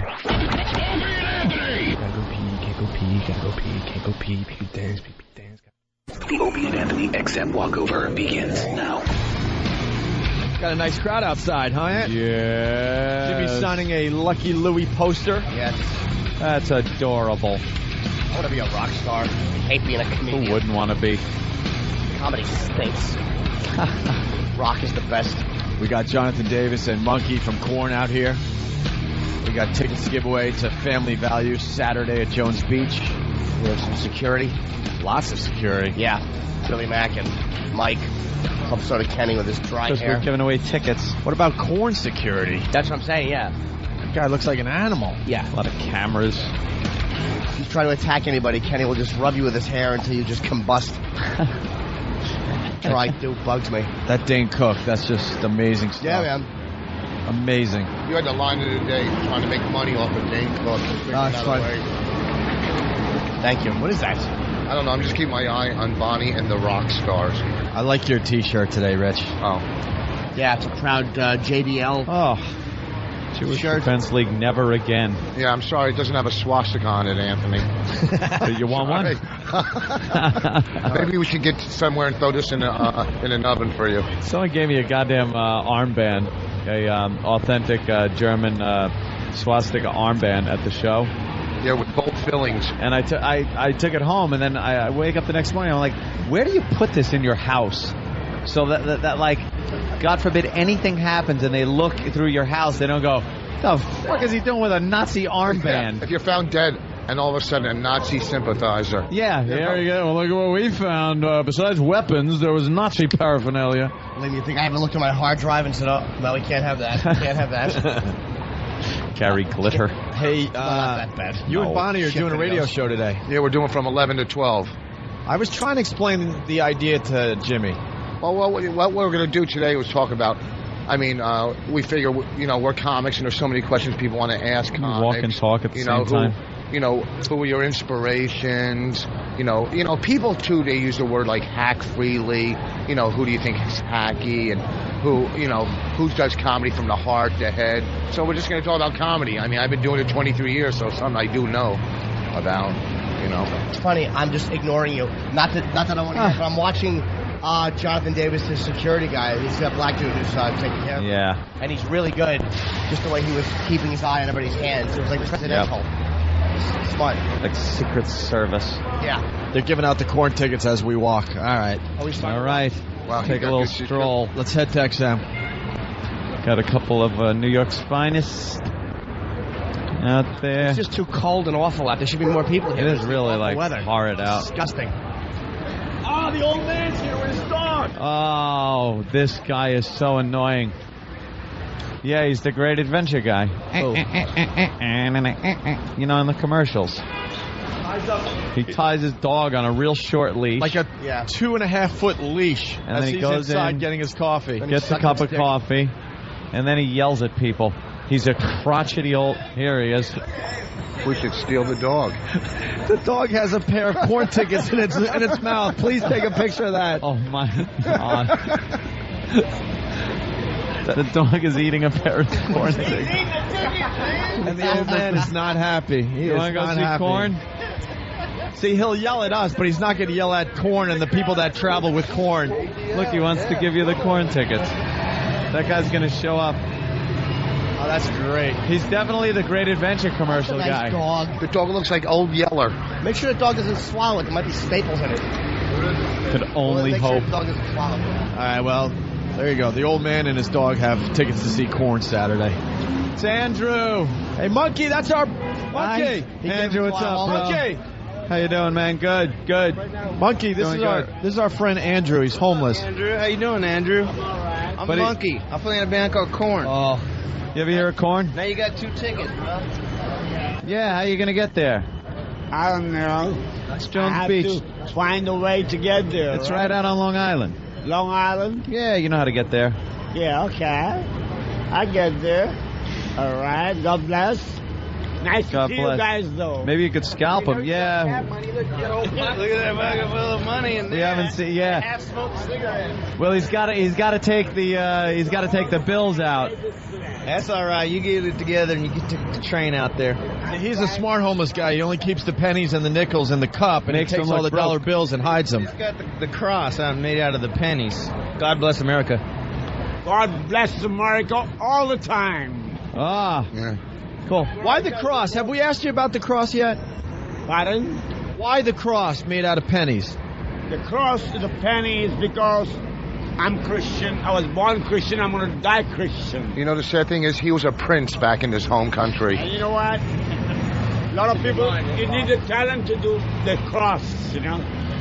You need How many people do you think make a cross out of pennies? out of pennies? Any 3-year-old. Yeah. Not Jews. Yeah, try to make a Star of David. If you make a Star of David, I'll give you $2 right now. Star of David. Do that. He And can't do that. that's how anti-Semitic he is. He's can't homeless. do that. Respect nobody's religion. No, I'm asking you for me to do a Star of David, and you get $2. $2, Rich. All right, I'll give you He's $5. going to try to do it. He's going to Star try to of do David. it. Star of David for $2. Need more pennies. Rich, All can right. you cough any You up? know what? And for $5, a swastika. Oh, God damn. That's the bit. That's the bit. Well, you could turn the cross into one pretty easy. I don't want to give you any Here, let money. me help. This is not... You know what? This is what we do, though. We just screw off, and then we go and broadcast from Oh, you got a XM. few more pennies. What's that pill? Yeah, what's the pill for? Those are Motrins. Oh, Motrin? Yeah, because When you get your period? my toothache. Oh, a toothache. You get a toothache. Why do you Yes. keep them in the change pocket? That could be I the know. oldest. Don't put it on the sidewalk. It's dirty. That could be Yeah, the that- oldest tablet of Motrin I've ever seen in my life. Oh, you got more over there? Won't It's the tooth, ecstasy. won't the tooth just fall out naturally? All right, he's going to try to make a Hey, Star Bonnie. of David and Give him a fine. pretty much, I don't know, what is that? Give up his religion for $2? When the boss is peeling off a 5. Oh, wow. He's Elvis buying Oh, this old lady a boss. car in 1974. Jeez. Look at all this. Look like a bag of tweed. You know what? Here, you don't even have to do. Just denounce. Here for $5, just denounce Palestine. He's from India. I know. They don't know. They don't care. Andrew, this was supposed to take like 30 seconds. He's got to do another He's napkin. laying out another napkin. Bring out another napkin. I'd like to make it a clean way. I know. It's the He first- doesn't want to upset the cross. It's the first time the Doesn't Star want to make Davis won. Jesus mad like you Jews did. Rich, well, he did. It's a good book. I'm going with Mel Gibson's take on the whole thing. Look at that. Uh-oh. How does it start with a straight up and Another down? cross, I think. You don't know how to make a Star of David? No, I will not, actually. It's 2 triangles, like kind of on top of each other. Here, it's like this. Look. Yeah. Yeah, there you go. It's a Star David. Exactly. That's it. That's a lot. Crazy. I was going to do the other one. We're just going to Yeah. touch his pennies. Make a swastika. Here, take the money anyhow. Hey, All right, There you go. take the 5. Take the 5. Just take the cross 5. and a steak. just take 5 and say Fort Lauderdale Improv. Huh? Forget it. All right, that's Andrew. All right, Andrew. We didn't get much go out of see him today. Corn. Here's a half a corn Go see muffin, Corn, too. man. Some corn And a muffin. half a corn muffin. Is that a hacky radio bit, you fuck? Oh, no, I just had That's hilarious. Giving away corn muffins and corn? Ugh. That's horrible. sad. Even a homeless person for money said, I won't do a Star of David. Yeah. Anti-Semite. That's why he's not working. Yeah, it looks. This is a miserable day here, isn't it? Yuck. It's been raining off and on for what? 5 days? A couple of days. There you go. You just slipped it. You're pretty good, man. Wait, what do you do? She needs a backstage pass. What do you He's do? giving I the missed hot it. chicks. He's just slipping the hot chicks tickets. And they don't even know they have it in their hands until it's... Like what? What? Oh. What this homeless guy just gave me? That's what they're saying. It really is a dreary, shitty day. More New York's finest. Yeah, it is kind of like That's cool. Making sure no riffraff. I don't know. I think they just I'm looking in that room going, not a bad crowd. Played there. I played there. Rue 57. Oh, look at that. Handing out the corn tickets. It's Very going good. quite nicely. Want to go this way or that way? Well, it just started blinking the red, so we got to go straight. All right. I miss. I think after this bus gets out of the way, get out of the way. Pain in the ass. Look at these people that just want to get through and go to work, and Big Kenny's in their way. Jeez.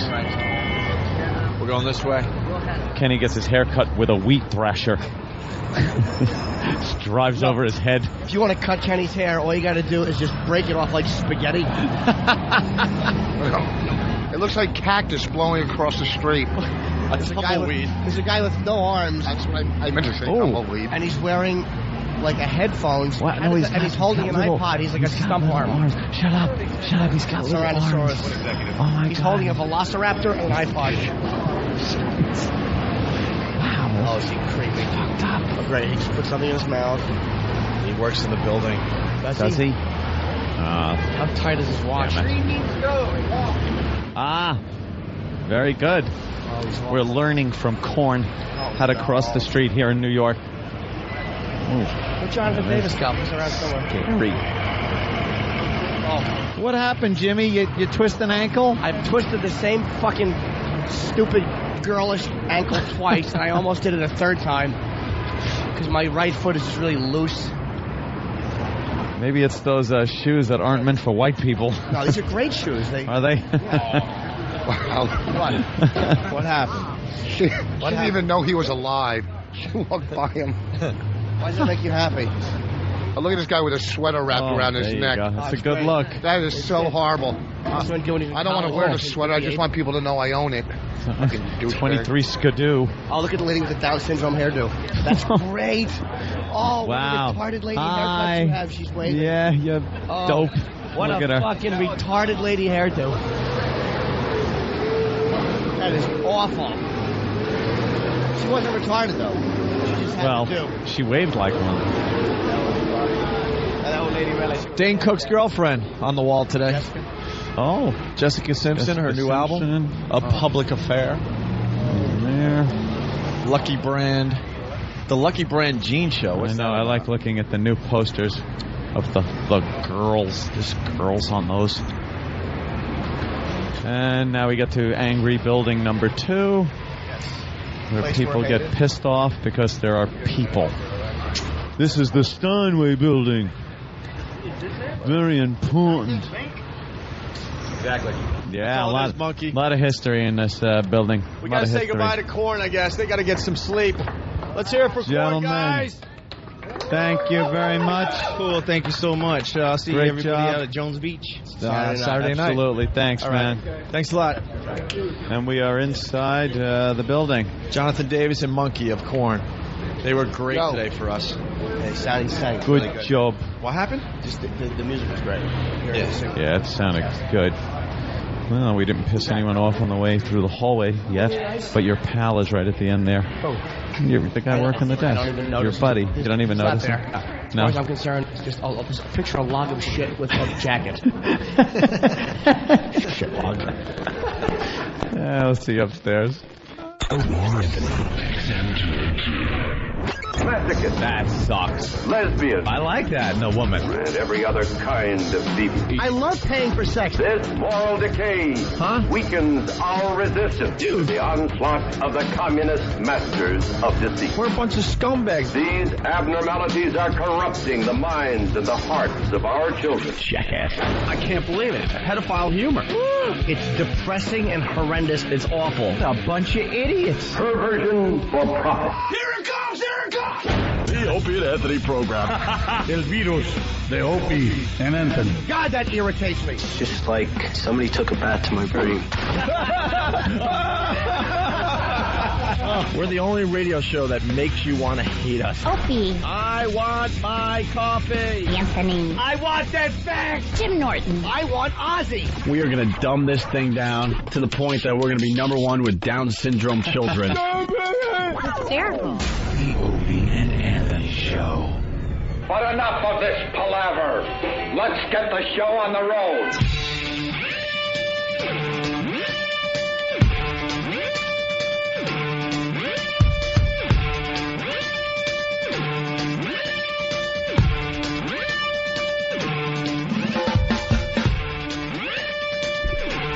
All right.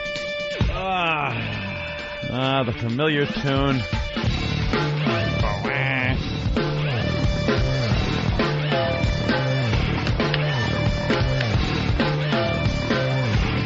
Yeah, let's get out of the way. Freezing again in here. I don't understand it.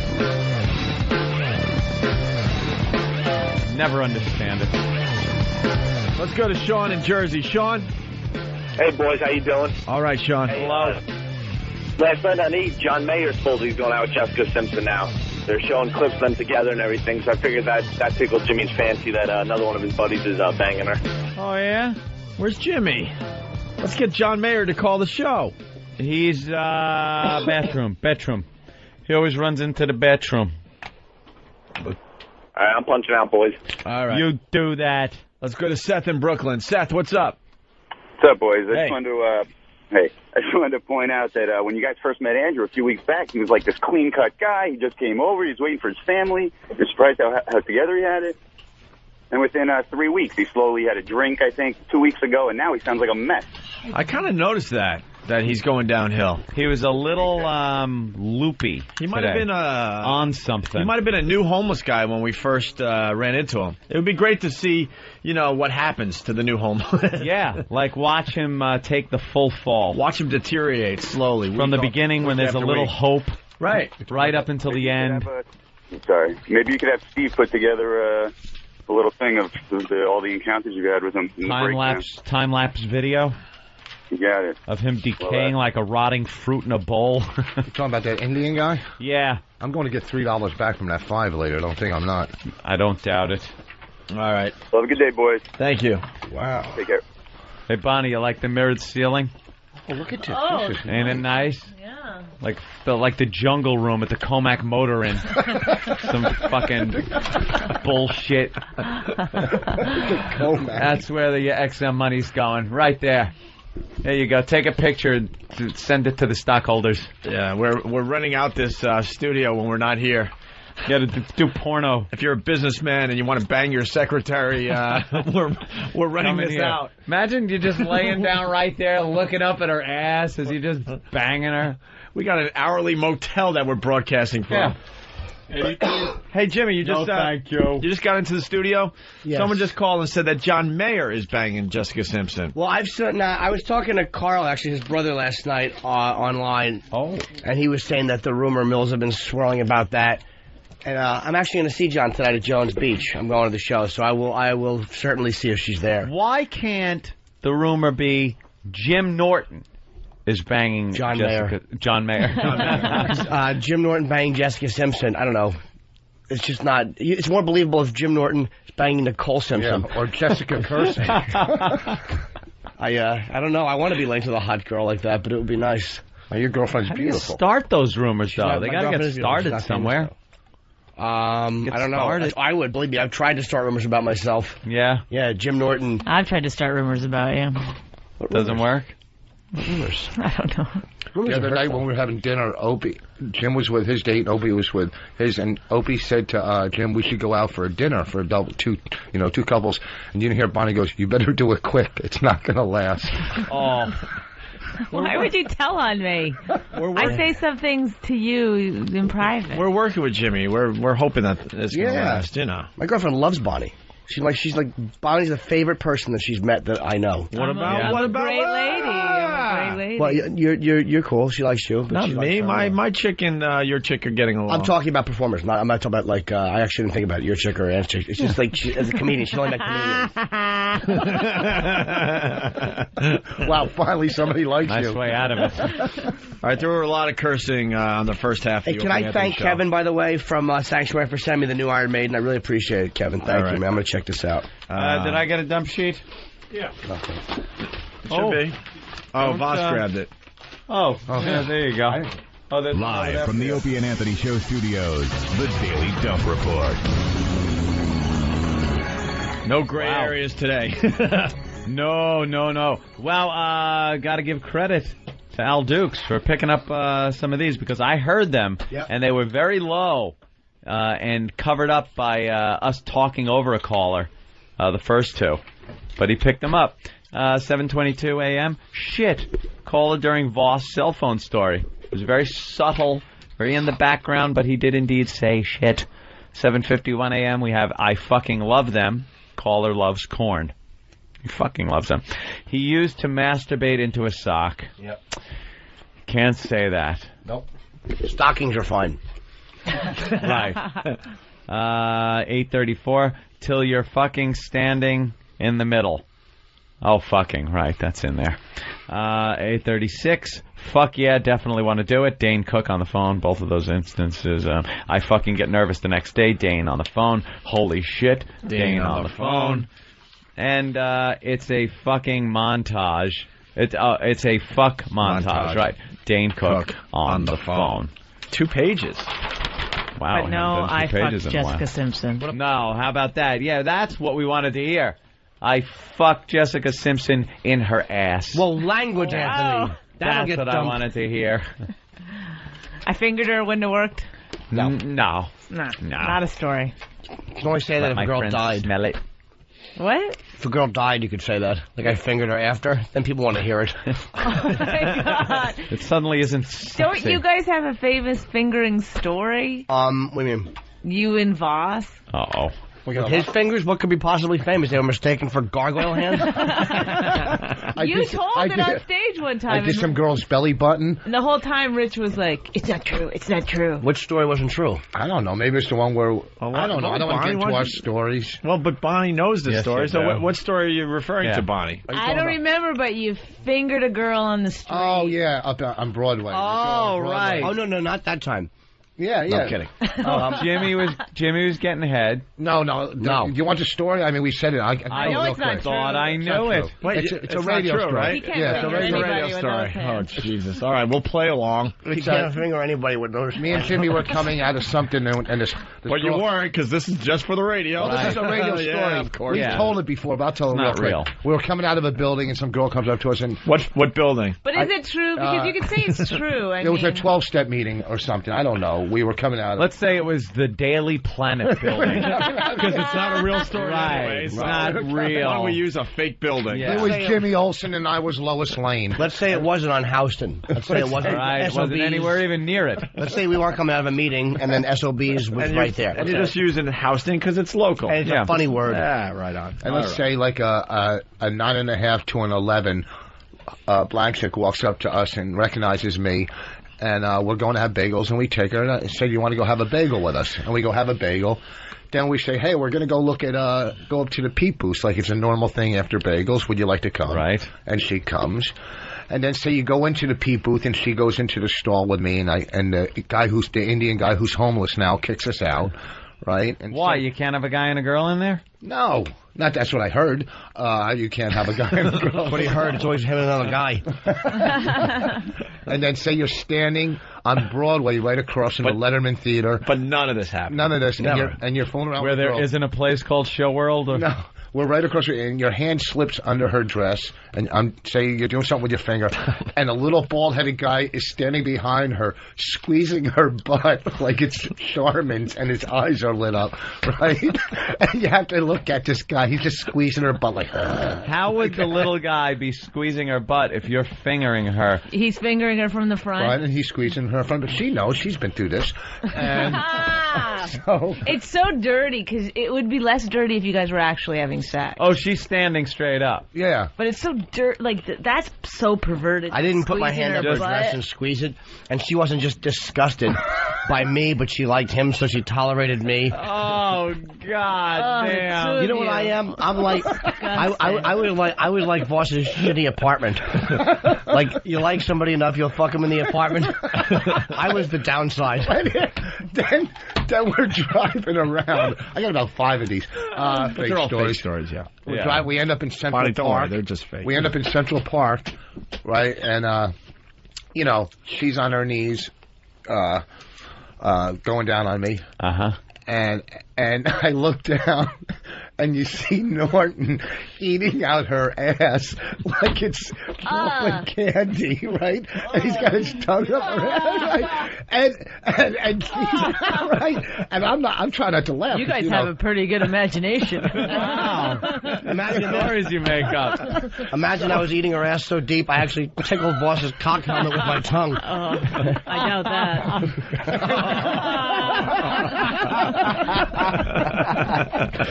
doubt damn! Love the imagination. And then you're driving home, and you say to your little pal, she ended up blowing Norton as like it was a consolation. I said, look, I'll give you my CD if you blow him, and swallow your saliva and then carry on. and good. So then you're driving home, and you go to Norton. Did you have a good time? He goes, yeah, but I was a little uncomfortable. I didn't want to get my pants dirty.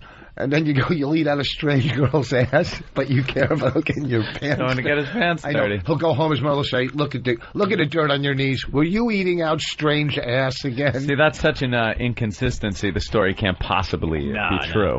Sounds fake why to would me. a guy? Why would a guy care if his pants are dirty when he's got his face buried in some Well, woman's these guys black ass? are joke writers. Yeah. This is They all. know how to put the twist on. It's all a pitch for a new sitcom. Yeah. That's true. It's a show called What Voss Does When She Finally Dumps Him. But say it was a true Finally, he's getting closer and story. closer. Yeah, until when you get your papers. Here's the thing. Say it's true. Say it's 2 true. more years. Say it was true. It's just say a girl decided to go down on me. It's not like a strange guy's never come up to you and when, What, ate me out in the bathroom ate you after out in a the show? bathroom after a show. Just some guy, can I eat you out? Wow. And I have her tell me that story all the time. I only did it because I wanted to feel like a dude, like a guy comic, that a girl will go, oh, you're really funny, can I blow you? And a guy just said, can I eat you out? No, he wanted to, that was the... Eat out is the dumbest I know, word for it's going down on pussy. You gotta say lick the baby Ever. maker. He wants to get... Even that's He wants better to than trick eat her into out. admitting something. It's like you're actually tearing away flesh and swallowing it. She'll And tell me then the putting story about the feathers guy after the show. Makes it funny. She made out with him, and he goes, can I just go down on you? So she Wait, I goes want to hear into Bonnie that. tell it. It's go ahead. hotter. I don't want you tell it. I want to hear Bonnie tell it. Okay, so I just finished the show. What were you wearing? Who was booking it? I was... He saw you crying on the side.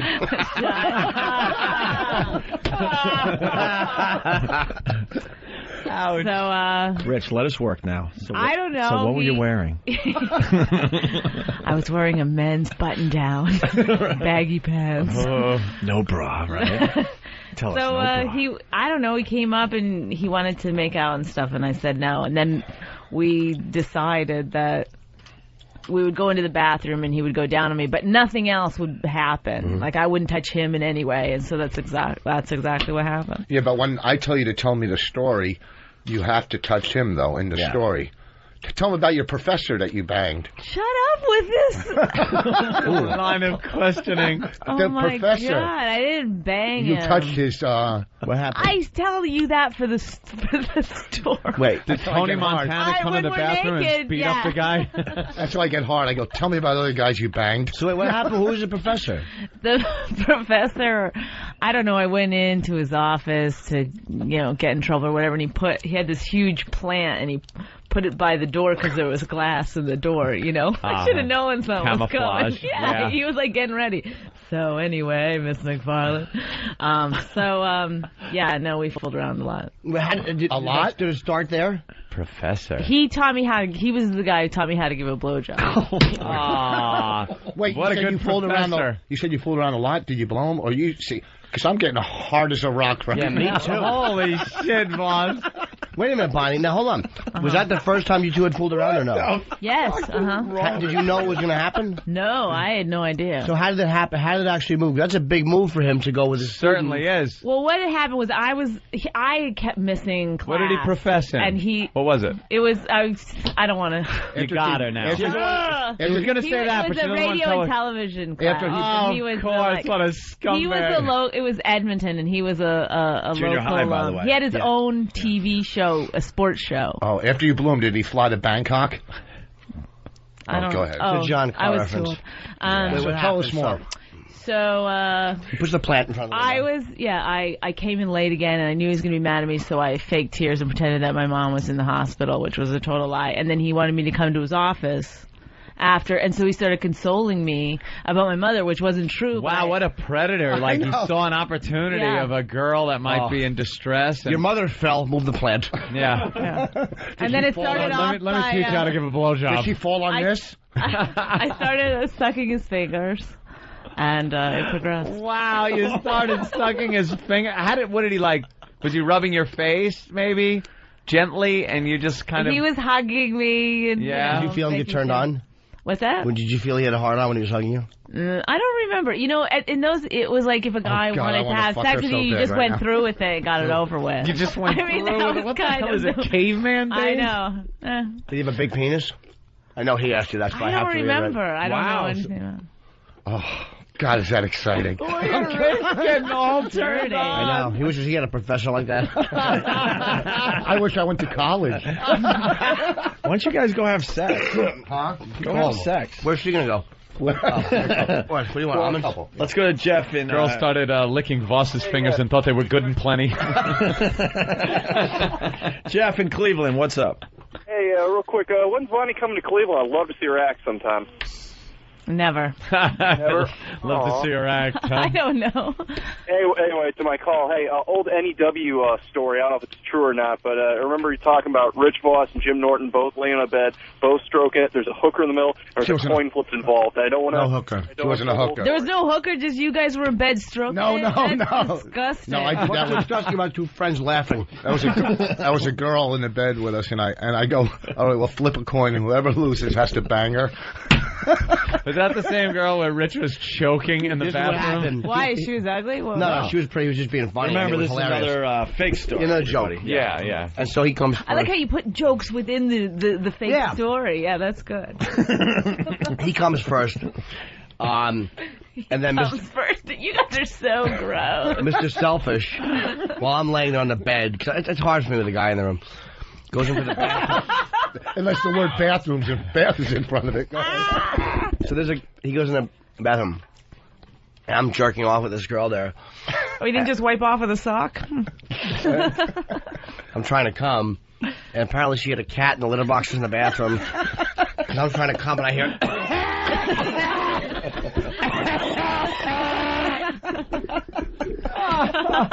And he comes out and complains about the cat shit smell and just starts having a conversation like he's not fucking me up by doing that. Did you manage to come still? Bet I did.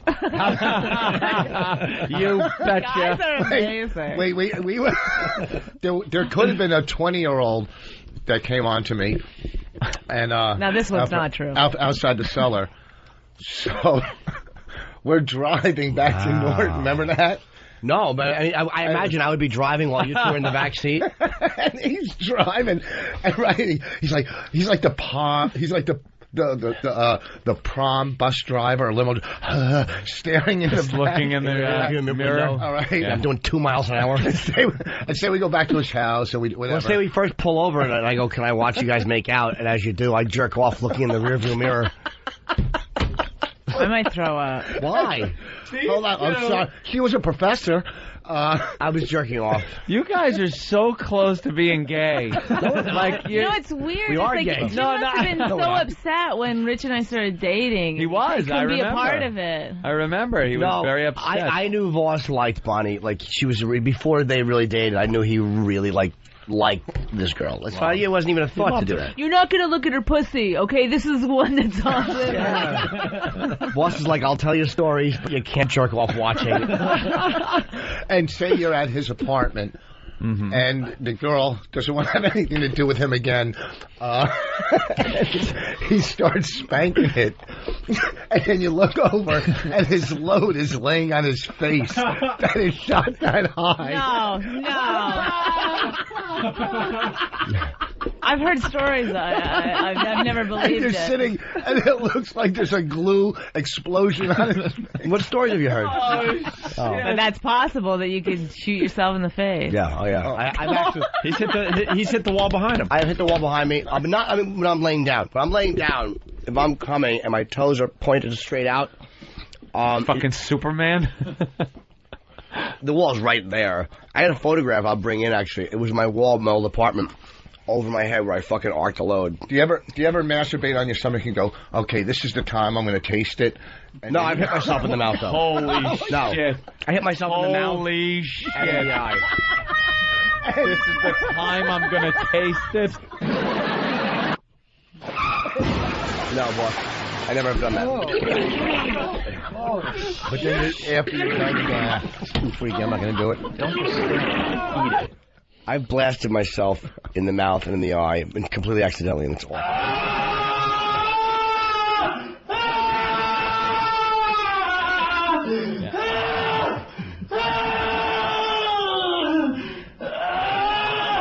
Don't just stare at it. Eat it. But the funny thing is, let's just say that girl and I actually remained friends and stayed in touch and hooked up a few more times. Oh, there you go. Really? Mm-hmm. Let's say hi to Mike in Cold Lake.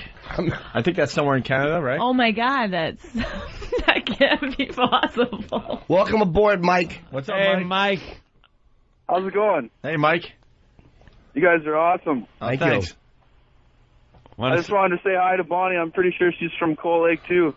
Yeah. That accent. Yeah. Do you know Bonnie? I know her sister. Please tell me you have Which a degree. sister? Audrey. Oh, Audrey, yeah. You keep this to yourself. Oh, boy. You're shaking a little bit. I know, I will. It's like, oh, what does he know? What is he? They always think, like, oh, there's no way my family will ever hear any of this stuff. Oh, it's Mike from Cold Lake. We're all over Canada now. Oh, my God. We are everywhere in Canada. We were in Cold Lake, and not one person, we're up there, not one person recognized me or her, not one. Then we finally, we're killing time. I go, let's go into this porno store and get some pornos. And I'm looking into pornos, and of course I'm at the men's section. And the girl behind the counter, hey, you're the guy on the last comic. The one person. She probably went, hey, I saw you. Yeah. Wait a minute. Right, as she's checking you out, though, she doesn't mention that you bring your selection over. And why were you in the men's section? No, I'm just kidding. Okay. Oh, hey, I remember you. Yeah.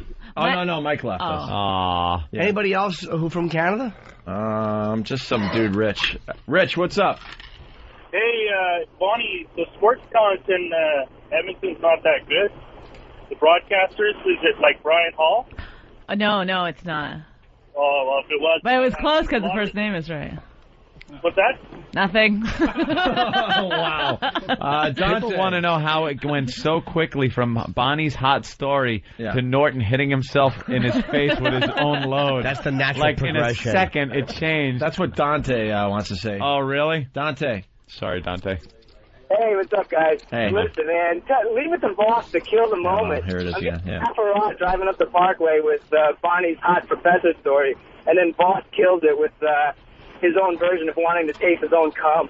No, first of all, the story was over with. No, it wasn't. It really wasn't. There were a couple of questions. Broadcasters. We had 15 minutes. I wanted to know what grade she got. That's right. Well, they keep going with I the did story. very well. He did help me out. We want to know Did what he? else happened with the professor. And like how old was after, she? How old was he? Did he satisfy you, or did you just satisfy No, there him? was, yes.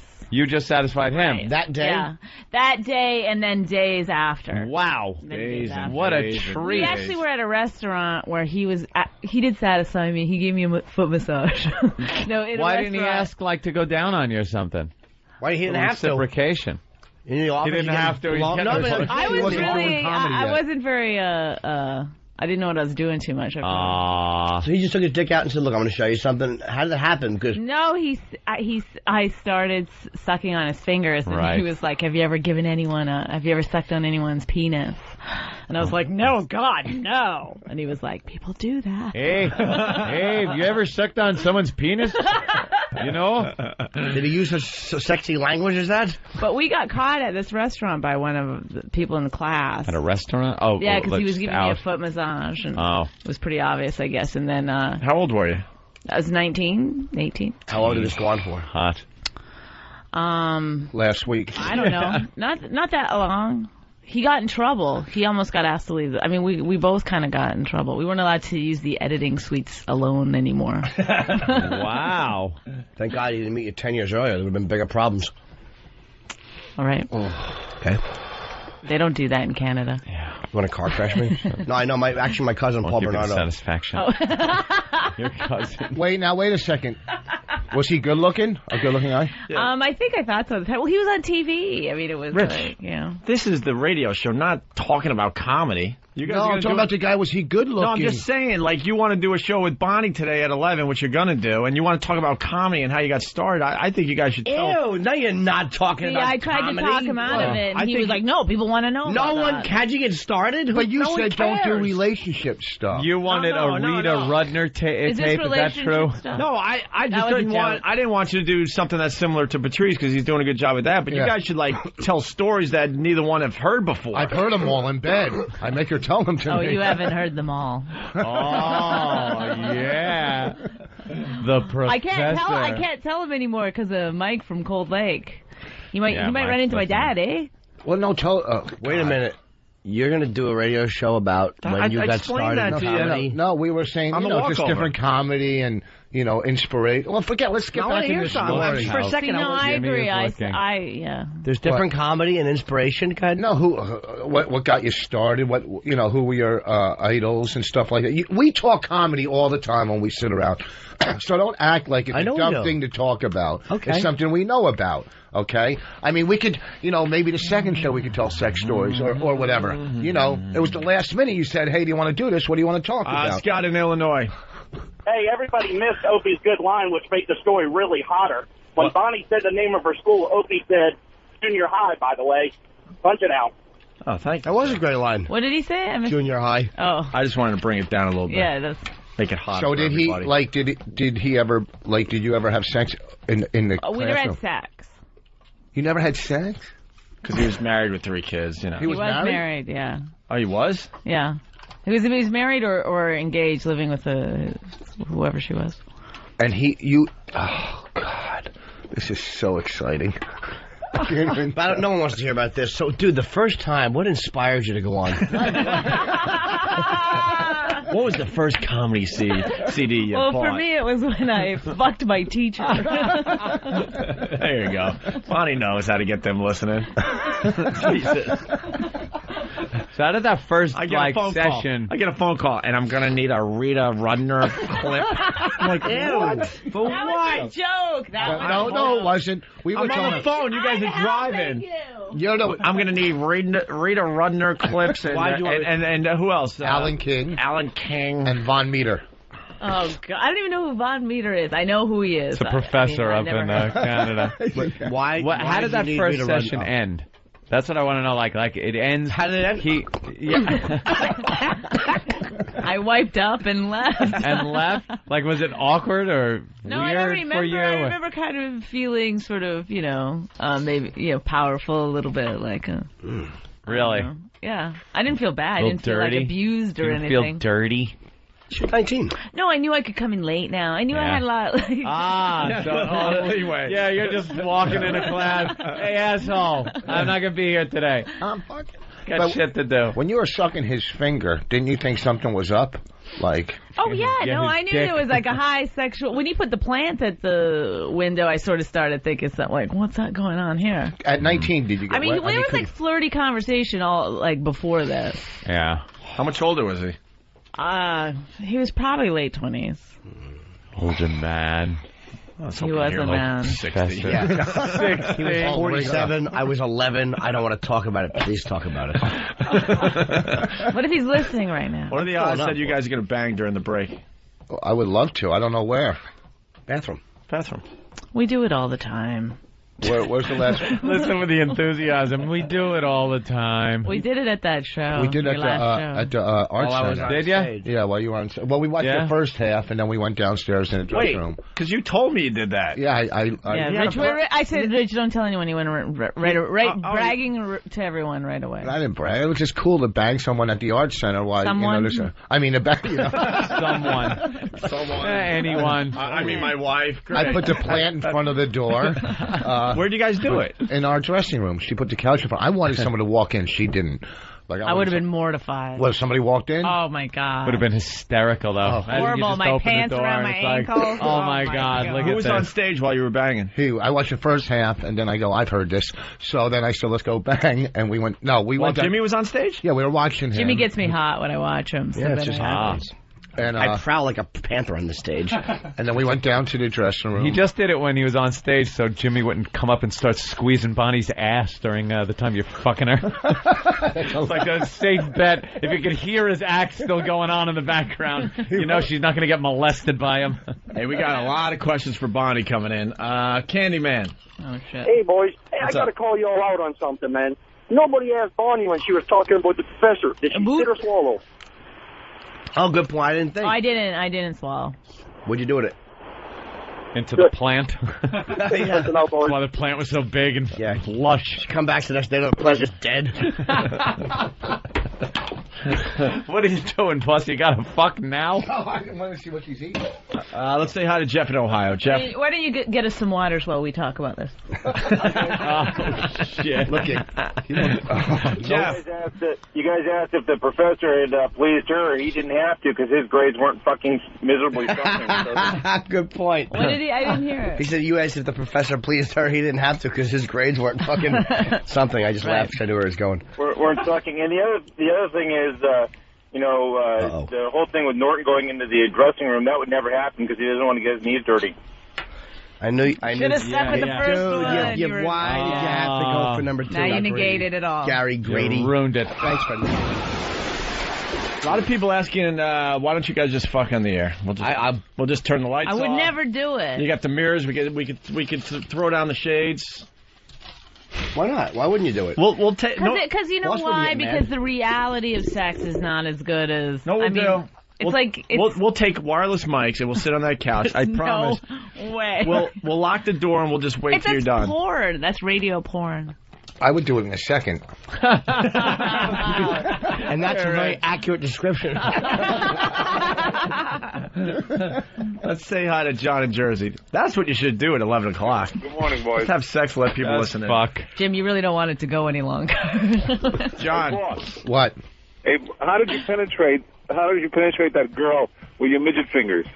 That's it? That you waited online to do that? Bonnie kind of smashed him with that already, sir. And Yeah, all right. Let's go to West Virginia. Bill? Hello, Bill. Hey, Bill. Probably one of your only black listeners from West Virginia. But anyway, if Bonnie was like last time she said she was 18 when she first fingered herself. So how old was she? Like, how many guys has she had before this professor? Oh, were you a virgin? No, I Below the waist? already slept with like 55 or 60 guys by that point. When he goes, I'm the only black listener, if he would have said, I was the professor, I was almost going to have a heart attack. Oh. He was like, I had a black Virginia, boyfriend yeah, before the professor. I know. Right. But he was light-skinned, right, you said? He was very white. Canadian. He was Canadian. Why did I just get tired? Oh. Oh, gee. What? Just waving at Bobby. All right, well. No, I wasn't a virgin, by the way. At what time? Oh, you were 19? I had sex before I first masturbated. Wow. How old were you? When I first masturbated? No, sex. 17. Fucking hell. Old maid. No, they used to write tidy on my locker. Because, I grew up in a very Tidy? small... What does tidy mean? Like T-I, tight, like a like tight, like I was Tidy. still a virgin, like it was so horrible. Yeah, that's horrible. 10th grade to still be a virgin. But in my school, they started having sex. I don't know if that's just because it was this really small town where there was nothing else to do, but everyone was having sex all the time. So you weren't doing anything? Handies? Anything? No, I didn't. I was very mature. Good girl? Yeah. No, not really, but... I remember the first girl. 17. When I was About 17, when I was real young, this girl, we were all trying to have sex. We never got laid. We were like 15 or 16. So I take this girl, and she says, I'm begging her. And she said, look, I'll blow you. I go, no, I want to have sex because I never had it. Wow. So, you're just going to completely... Well, then I put the rubber... let's make a deal, yeah. You're giving up the blowjob in hopes of talking her into sex. So we're in the woods, and I put the rubber on. I didn't know how to do it. I couldn't put it in. I didn't know how. I was 16 25. or 15 or 16. And I couldn't do it. I didn't know how to do it. So I go, well, will you blow me? And she said no. We'll send you home with a consolation prize. Jerk off, idiot. You didn't know how to do it. I'm not sure, what you mean. I didn't know. There was a pussy, and there was, you were there. I didn't know. Listen, I didn't know how to... I was young. I never did it. You didn't know how to lay or whatever. When I was 16, I knew where my dick was. I didn't have a guy under a porch teaching me. I didn't know how to lay down and do it. There's no need to bring that up. That was very hurtful. That was a childhood thing. I was just an oversexed kid. I never got laid. I masturbated. You ever... I remember one time when... I took a buttered roll. Okay, now before you get into this story, do I really want to tell this? A buttered roll. Yourself. Well, it didn't start out that way. It started out as just a roll. This is the show at 11, you idiots. You'd have the whole country and Canada listening. No, I disagree completely. Well, Alan King, what was your favorite Alan King bit as a kid? If you listen to Rita Render's cadence, her timing is impeccable. But you said don't talk. I'll talk sex. I don't know. I mean, just don't do it like Patrice's. I never heard of more of a relationship thing. You guys got your own thing going on. This is just talking about, Yeah, there's no. I don't know. The innocence of youth and growing up and stuff. Well, we didn't prepare for that, but the next one we'll do that one or something. You don't have to prepare to marry. You just start talking. For a show? Pat in Boston, what's up? Does that? Jesus. Hey, Rich, quick question for you. I just want to know how Bonnie's pussy tastes. Is it one of the best you've ever tasted? Oh, my God. How do people know these stories? You told them, you goose. I didn't... Did we tell that on this show? Yep. Wait, what? Oh, what story? I forget. Right at the Rich and I started having sex before we started really talking to each other, and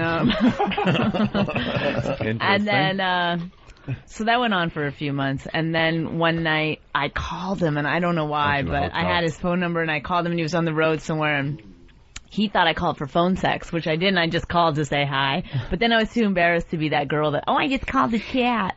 So I went through with it. And during the phone sex, this is, a fantasy. He goes, you've got one of the best tasting pussies. Yes. And I had to go, let it go and just come. Just don't let it falter. One of. I know. So after that, I busted his rated balls. the top 5 pussy. Totally. It's like, doesn't that make me 5th? So then we actually talked for an hour after that. That's when we really started to fall in love. All right. God, I cannot wait to go home and listen to that professor's story. Oh, gonna jack off to it, are you? Forget it. Oh, you're stuttering. What do you have? His penis in your mouth again? Ooh. No, she's got something. But she's getting a little hot and bothered. No. What do you got? Forgive my salty talk. No, because when I tell him the stories, I have to embellish. So then it gets mixed up in my head what's really real or not. All right, we'll take a break. A long break. Does he ever make you tell who had the biggest penis? No, because... Well, I don't hear that. Yeah, he doesn't. Why? Because why? I got He wants to hear the fucking Professor Blowjob story. But doesn't want to hear who's got the bigger out of her cock. boyfriends, I don't mind, but not out of her one-night stands. Because he wants to hear this is one of the biggest penises I've ever had. He's got pictures of it in his wallet. Rich has got the biggest penis of anyone I've ever saw. No way. Yes, I know guys you slept with, and there's no way I'm bigger than them. You don't know guys I've slept with. Please. Wait, are you kidding me? I haven't worked every club in this country? No. I didn't start doing clubs until I met you. Wait, Boss has the biggest penis of anybody you've ever slept with. All right. That's not true. Bonnie's a pedophile. My professor was 7. Heart.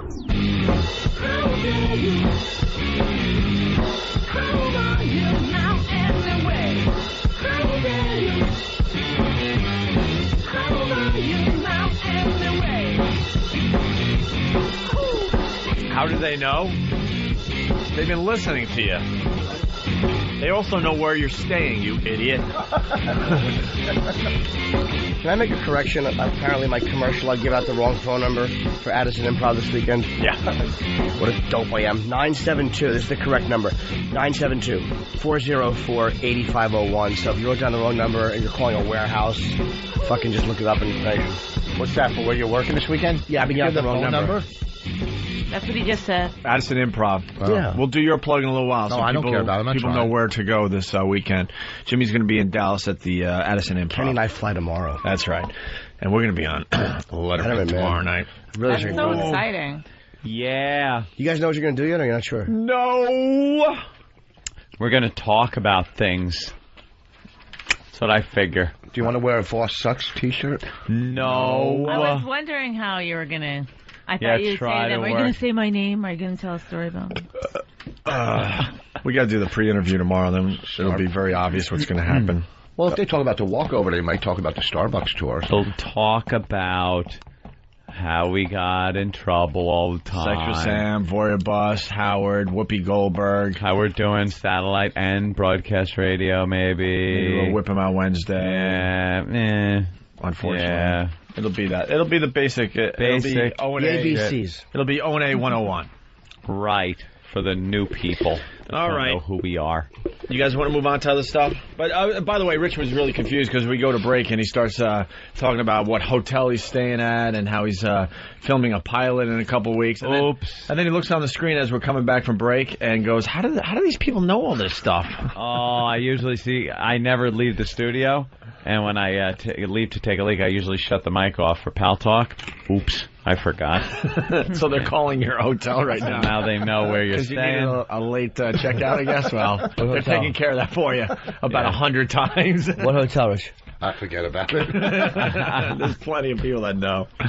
All right. We were trying to get to this yesterday. Why don't we do it today? Man holds girl hostage in dungeon for 8 years. Little twist on this story. Yeah? Yeah. Why? She might be pregnant by this guy. Oh, my God. Is that the update? That's the update. Threw himself under a train. Wait, who, the guy, the kidnapper? Yeah. Do I have a copy of this, my sweet angel? She was 8 years old, or something like that, or 10 years old. Right. When he grabbed her up, somewhere in Germany. Ja, das gut. And then kept her in some dungeon he built underneath his house. Oh. How did they survive? What did I? He fed her. There was like an apartment down there, no windows or anything, but it was like an apartment, and she would clean, and cook, and he would go down and have sex with her. Did he homeschool her? And she had books, things, so she was learning, and kept her down there for 8 years.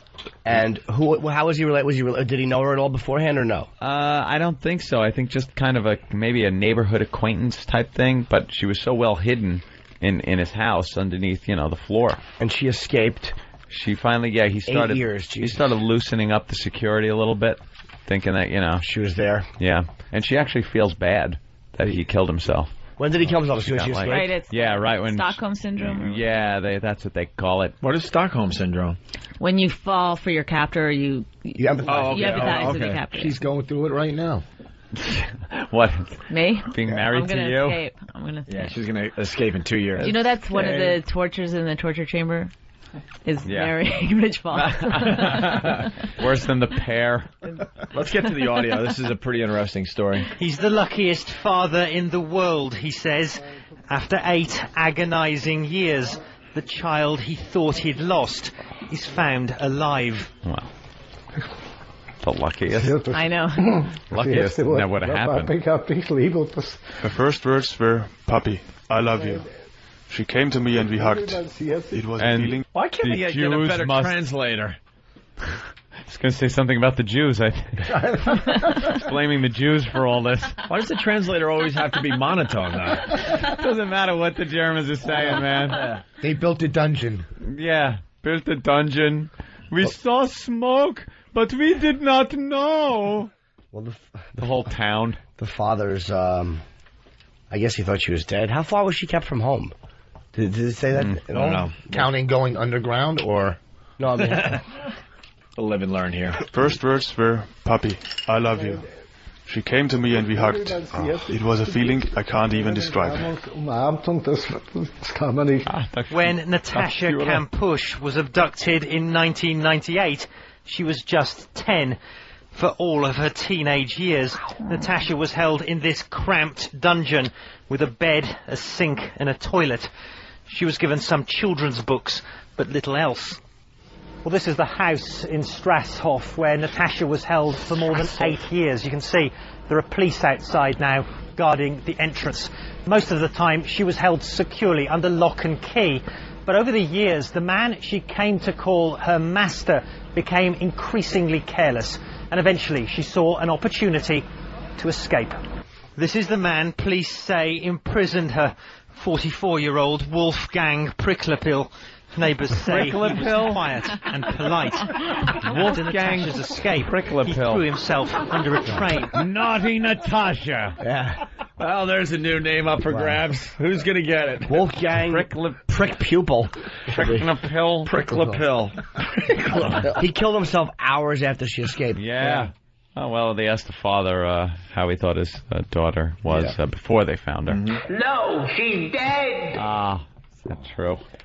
She was very badly raped, you see. Well, you know what it is. It's the Times. Yeah, it might be. A victim of the modern age. Poor girl. Well, she was kept 10 blocks from her home. Good evening. Good evening.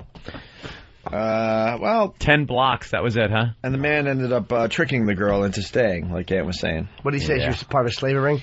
Huh? How'd he trick her? Because there was a woman named Colleen Stan. This girl at least was 10 when she was kidnapped. Colleen Stan from California was kidnapped like this when she was like 19 or 20 or whatever. She was an adult. Stupid. And, well, she was kidnapped by a guy and his wife. She was kept in a coffin under the bed. Wow. For, I think, 7 years they had her. Oh. And yeah, you want to talk about claustrophobia? You want to talk about claustrophobia? They had a big bed, and under it, they built in a thing that you could close. It was closed in. It had air vents, but she was cuffed for a long time with like a box on her head, like. Yeah, I think I read about this story. Maybe there's a similar one. It's called a perfect victim or something. And for 7 years they had her, and they had kids and stuff. And they would go away for the weekend, and one time she almost suffocated because they went away and they forgot it got to be like over 110 degrees in the little coffin. I don't understand how do you people forget survive. that you Here's how they did it. They convinced her through, like, you know, again, that's an emotional thing. Eventually they convinced her that she was part of a slavery ring, and they showed her a contract, and he said that he had bought her. And what would happen if she escaped is her family would be killed. And there was a couple of times she was actually allowed to go back and see her family. And she did, and she returned to them. She was so fucked up over it. Look her up, Colleen Stan, S-T-A-N, I believe is her last name. How do you not go back with a weapon and just kill them? I know. She eventually did escape. She was so psychologically fucking destroyed. Like, she really thought she was part of a slavery ring. I guess this guy was good, and after a while she believed it and thought that her family would be killed, and she never knew. He's like, you know, cops are in on this. She just didn't know. Didn't she write letters home a lot and stuff, too? Is that the one? Well, yeah, but that was only once he had allowed her that after years. Hey, nice guy. And then he would go, and she actually went home a couple times and came back.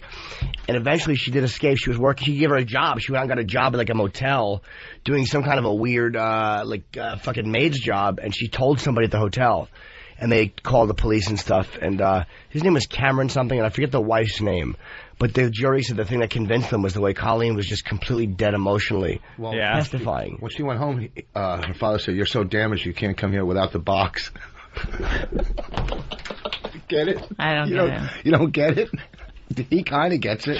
I kind of get it, because it's kind of a sick thing that the father would make her come back with the box. Well, you can't return damaged goods without a box. All right. Wait, for 7 years, did they let her out to eat or something? Or No, not for 7 years she didn't eat. No, I mean, what I'm saying is they didn't make her sit there 24 Did you feel Shecky Green was bigger than Alan King? I mean, all kidding aside, let's get to the root of the matter here. Yeah, well, I think for a long time they kept her in a box, in a coffin, with a box on her head and her mouth taped. I mean, you want to talk about claustrophobia. She wasn't kept in a room like this. They didn't have that, you know. They kept her. And then one time they finally decided to let her out and chain her to the bathroom, and one of the little kids saw her right back in the box for years. Oh my God. How and And how long did they go to jail for? The rest of their lives, I hope. No, I think time served. They did 3 months. Yeah. They had to clean up some garbage on the side of the highway. Could have been longer than that, Jim. Perhaps longer than that, Jim. Mort Saul. Yeah, do you feel Mort Saul, I mean, was he more progressive? Was he underrated, you think? Or he didn't hit the way he was supposed to. And he had a lot of resentment against guys like Will Durst and other political comics. Why, though? Because he was like one of the first political comics. This rehearsed? Yeah. This is I knew a this. verbal book report. No, it isn't. I know that off. I just know it. Mort Saul or Lenny Bruce? Lenny Bruce. Lenny Bruce was more edgy and more controversial at the time. Yeah. Mort Saul was doing political, which nobody really was doing it, but it wasn't. Wouldn't that make him controversial then? No, because But the police weren't. The police weren't arresting him and locking him up. You know, About the subtlety I of agree a with the Henry police. Gibson. I don't know who that is. He's on from Laughing, Rona Martin Laughing with the flower. See, I'm not- Remember, it's because he was in high school when that was on. This is what the show is going to be. It's going to be like Rich was you so just excited telling that he me. knew something that no one else knew except for Anthony. But it was sounded like book report knowledge. No, it isn't. It's just What you Well, Will Durst, he had resentment against such modern people. Especially when and the goods and services, when you deliver them, they have to be like when you do a book report. The worst thing about Mort Saul is he was put under a bed for 5 years. What am I supposed to say? That's the story about Mort Saul. All right, let's go to Chris in Pennsylvania. Chris. Welcome aboard, Yes. Chris. Hey, man, how you doing, guys? Better now, thanks. Thanks. Hey, Jimmy, there's two things about this lady you're talking about. First, she was not allowed to wear underwear and never could close her legs. If she did, she got beaten for it.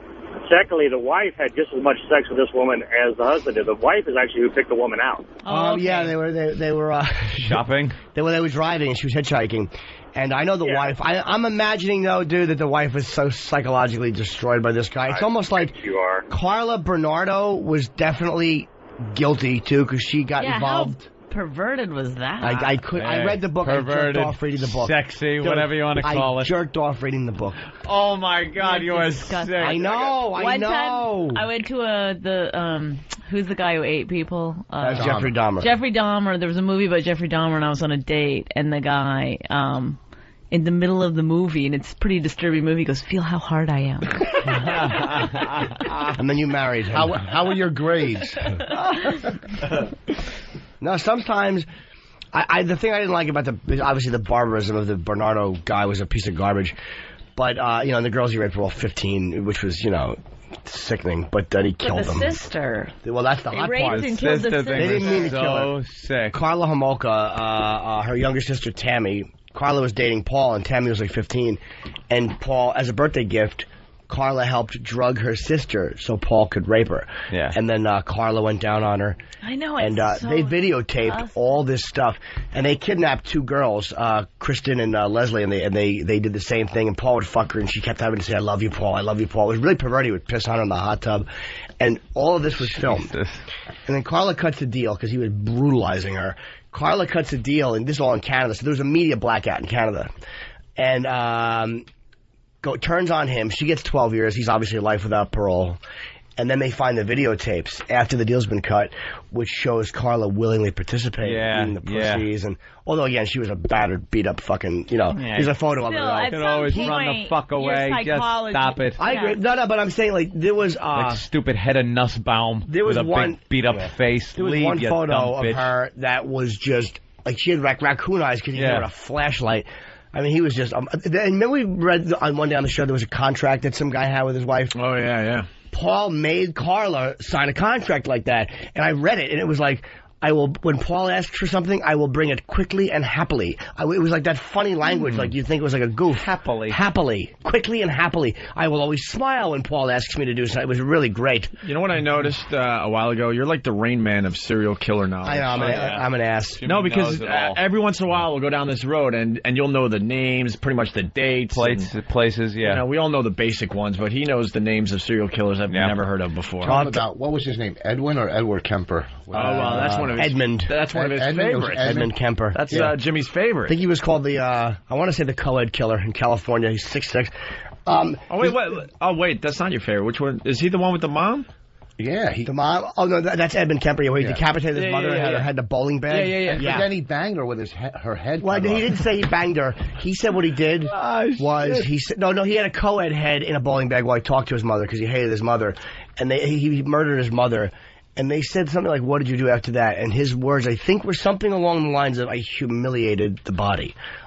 I don't know what he did, but then he decided to call one of her friends. The last murder he committed, he called one of her best friends over there, saying that the mother needed him. When the friend came, he murdered her and then just turned himself in. Maybe but he's tarred and feathered the body. To give her tarring and feathering. You know, to make it funny. I'll give you one more. And this guy I read a book on, and no one's ever heard of him. No one's ever heard of this guy. Yep. I've been meaning to say this on the show for a long time, that you just know all this stuff. And by the way, Carl and back Paul of your hand. did not mean to kill Tammy. She was drugged, and she overdosed. She choked on her own puke, but they did not mean to kill her. Okay, then they're great, which great is kind people of then. But it is sort of an incredible love story. I mean, it's hard to find another person that you're going to get along with, like the same music. They really share the same interests. Yeah, we're going to rape and kill together. I mean, to find someone else that shares that. That is sweet. Here's one that was It's brutal. romantic. This guy was a gay... This is just like The Notebook. He was a gay dude. Gay dude in California. They say they suspect he killed 60-something people. No? No, not that one. Okay. Not Richard. And he would drug Marines and shit. He killed men. And he would drug you, and he would pick up hitchhikers. But I mean like manly men. He didn't just prey on like weak people.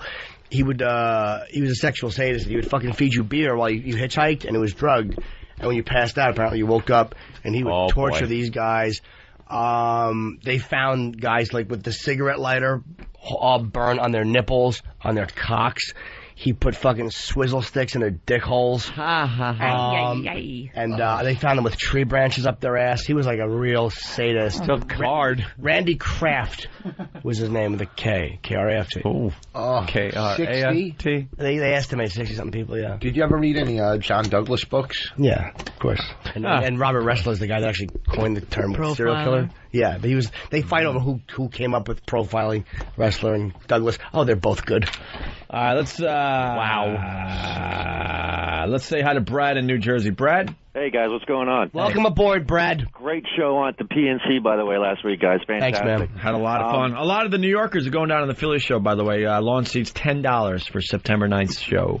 No problem. I wanted to add to Jimmy, because I'm originally from Toronto, and he made mention about the Homolka guy. Scarborough rapist. Scarborough rapist, that's right. He and his wife, actually, she helped him with all the killings, but not only that, he actually, the first person that they killed after his sister-in-law, so to speak, they cut her up and put her in cement. Yeah, there was Leslie Mahaffey and Kristen French. Yeah, Leslie Mahaffey. He knows, this is crazy. There was one thing, well, they were brutal. There's one rumor, and I don't know if this is true, that to keep them from running, they cut the Achilles so they couldn't get away. I don't know. As a matter of fact, they did it on some of them, yeah. They did? Well, they only kidnapped 2. I mean, he was a rapist, but then How many did they kill altogether? 3, incling the sister. Yeah, and then the cement came apart or something. It didn't quite... Somebody found Bernardo's, yeah. Yeah. Even to the point where the Toronto Transit Commission, like the buses and stuff, they started it where they would let girls off anywhere they wanted instead of the designated bus stops because it was getting to be pretty bad. Okay, so you couldn't predict where they were going to get off. Exactly. Carla just got out, actually. She's now out. Good for her. She cut the deal before they found the tape. I don't know. She's married to Richard Ramirez. And his bad teeth. They couldn't bring her up on any other charges, like civil or something like that. After. I don't know. I mean, I guess not. They certainly would. Let's say hi to Bill in Vegas. Bill. Hey, I wanted to talk about Arthur Shawcross. I didn't know. Rochester, right? Rochester, that's right. That was going on when I was up there. I know the name, but I don't know what exactly did he do. Well, he killed a bunch of women. He had his own personal motto, it's not a party without Artie. But the one thing I liked about him, he cut a woman's external genitalia off. He would carry it around in his pocket, and during times of stress or emotional upheaval in his life, he could always reach into his pocket and fondle it and feel good. Sure. Oh, that's great. Wouldn't it get like jerky though after a while? Probably put it in a bag of jerky. I imagine that would be a problem. Yes. He killed hookers in the Rochester area. Wow. Yeah. Like what was his last name? Shawcross. Oh, Shawcross. I think Professor Shawcross. Oh my God, we're down this road now. Oh, what is this? Is fine. People love killing. And we got an expert in the studio. I noticed this a long time ago with Jimmy. Jeff in Cleveland. Hey, yeah, I want to know if Jimmy knew about Jeffrey Lundgren. Kirtland cult killer. I'm sorry? Jeffrey Lundgren, Kirtland cult killer. No. He formed a secondary church within the Mormon church, and then he convinced a few people. When they left, he chopped them up and buried them in a barn. And I knew a girl that spent the night with the daughter at the barn like a week before they found the bodies. Wow. Yeah. Anyway, I was wondering if you heard of him. No, I mean, I've never heard of that guy. Who was the guy that was picking up hitchhikers? Not Gacy. He would send out people. I think it was in Texas. He had a barn. He would send out. He was an older guy. And he would send out like 2 guys to pick up hitchhikers, and he killed like 30 or 40 people and buried them in his barn. Oh, I don't know. I just know about Gacy burning them under the house. Yeah, let's go to Spence in New York. Spence. Hey, Jimmy. I was wondering, what about Ed Gein? Ed Gein, he's the guy that isn't Buffalo Bill based on him? Yeah, I think so. He's making a bunch suit. of movies, like Silence of the Lambs was loosely based off of him, and they said Psycho was loosely based off him. So there's a whole bunch of like movies loosely based off him. I never really heard anything specific on him. I'm sorry to interrupt you, but I think there was the quote by him, and I could be attributing this to the wrong killer. It might have been him, but there was one guy who said that they talked to him, they profiled him and spoke to him, because that's what these profilers do. They'll talk to you and figure out why did you fucking become this way. And he goes, the first thing I think of when I see a pretty girl is what it would be like to date her, to be her boyfriend, to be with her. And the second thing I think of is what her head would look like on a stick. In New Orleans during Mardi Gras. That was what he said. That was God. Which is, at least he didn't go in the other order. Would be beyond sick. At least he went in the proper order. Yeah. I think that was Gain, though, or Gain, whoever said it. I believe you're correct. Slayer did a song on them, too. I can't remember the name of the song off the top of my head, but whenever they do a concert, they'll show, like, his pictures and, like... Oh, I'm sure it was a power ballad. Yeah, obviously. I dismember you. Did Richard Speck kill anybody besides those nurses, or was it just that one rampage? I think it was just that's a mass murder, I think. I think it was just them. I don't know much about him. Oh, you see the breasts he grew in prison? Oh, he was a naughty boy. Let's go to Sean and Coke with his tits. What Arizona. do you mean? Oh, sorry. Sean? Hi. Hey. I was wondering if you guys remembered that rapist in Buffalo. He was raping long-haired DJs. Oh, wow. Very good. Very good. Thanks, the scariest night of my life, or morning, whatever. Very good. You ever hear that story? I've told it a million times. Forget it. It's just... Tell it as quickly as you can. Go ahead. With the least amount of detail, but the most story. But they haven't heard it. I was doing overnights in Buffalo, and I lived like a block from the station in a brownstone. But it was in a really scary neighborhood, but the building was all right. But we had security, 2 doors that locked nice, and then my apartment I usually locked. Come home, I'm not thinking. I think it was like early Saturday morning. I come home, and I'm taking a nap or whatever, right?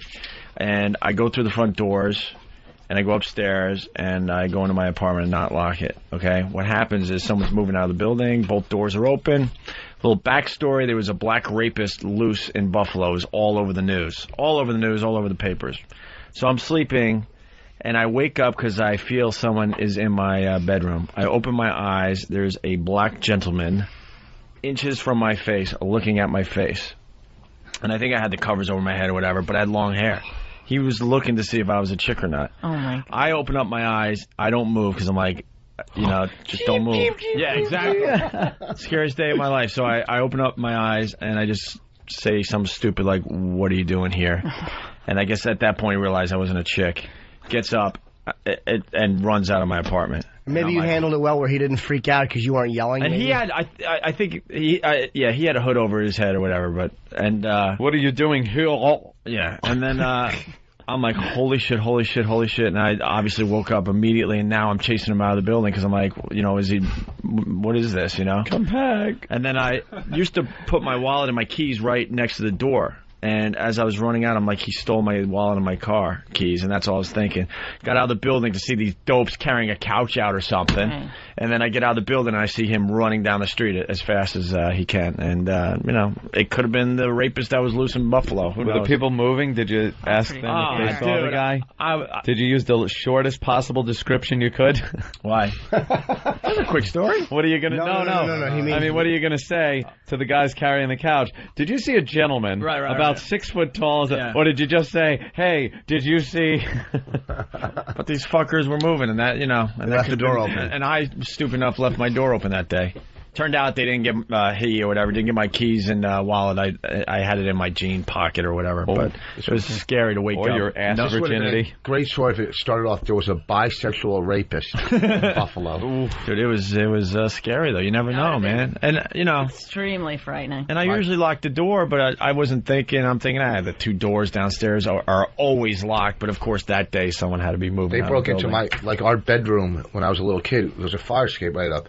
And I wasn't home. I was across the street getting high, smoking pot. And my mother's laying in the bed reading. And this black dude just climbs in the fire escape, goes through my window, and walks into my mother's bedroom. She just flies past him and runs out the house, right? So we're sitting there in the house across the street, and we're so high, and we see all these cop cars pull up. And we're like, oh, fuck, we're getting raided, right? So we ran, and we start ditching all our pot and stuff. And then I find out that they broke in my house. Then they broke in again and tied my grandmother up to the chair. They tied my grandmother up. These blacks tied her up and kicked my dog Frisky. That's what. They tied her to Why'd the chair. they kick? What kind of dog was Frisky? It was a little Cocker Spaniel. It was a dog that liked prime rib. Why'd they kick Frisky? Frisky.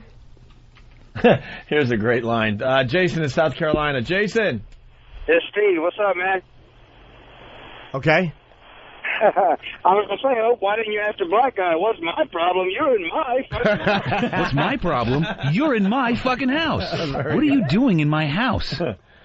Why not? You guys rock, man. I've never been more scared in my life unless someone came to help Opie. Yeah. No, nothing's wrong. Just stay in the living room. I'll handle it. Yeah. Ziggy in D.C., what's up? Hey, man, just a quick little story for you. I had a guy I knew in high school. His mom was telling us a story one time how she had a flat tire on the side of the road. This was down in Pensacola, Florida, and a nice gentleman came up, gave her a hand with it, went his way. A couple days later, she looked on the news and saw who the guy was. It was Ted Bundy. Wow. You know who that was? Wow. Ted Bundy. He didn't fit his profile, I guess. On the instant feedback, Mr. Torrance from The Overlook. Opie, as the guy is running away. I'll fix your English there. Come back. I have marshmallows and Java logs. Come back.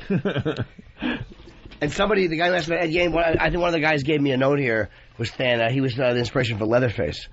Okay. Oh, yeah. And Texas Chainsaw. Do you know what? Edmund Kemper, man, one of the victims that he would pick you up hitchhiking. He lived by a college and didn't murder you. And one time he picked a girl up and he was going to kill her, but he saw her companion, whoever she was with, kind of look in the street and write something down. So he assumed that they were writing down his car type, just pick it, and he actually let her live it. He dropped her off. Oh. And he told a story. He's like a brilliant guy. He's like I want to say 6'6", 350. He's a massive man. And he told one story about how he murdered 2 college girls. He had both slit their throats, and they were in his car. And he had to talk his way out of the security with them in his car, dead, like they were sleeping or something. I don't know. But he was sleeping. Yeah, he's a bright guy. Is he still alive? Oh yeah. Where is he? What prison? Leavenworth? Don't know.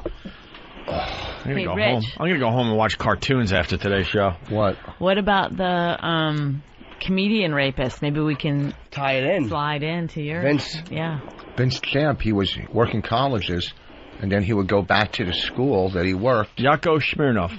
No. Underrated? He raped the public. Scott in Canada, what's up? Hey, Jimmy, I was just wondering if you knew about Robert Pickton. No, I don't.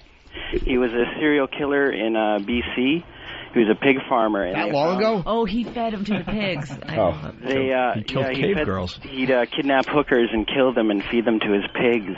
No one cares about the hookers, really. Yeah, well, it took a long time to catch him because no one did care about No one cares. The serial killer hookers, when they're killing hookers, no one cares. Nah. You find a couple of them in the But they dug up his farm and they found something like 60 bodies on his farm. Oh, that's the one someone was asking me about. One of you guys maybe. Great fertilizer. Yeah. All right. Let's go to Hookers Steve. really are good fertilizer. That's true. Steve in Florida. Sure. Hey, do you guys remember Danny Rowling in Gainesville, Florida? Yeah, the college students.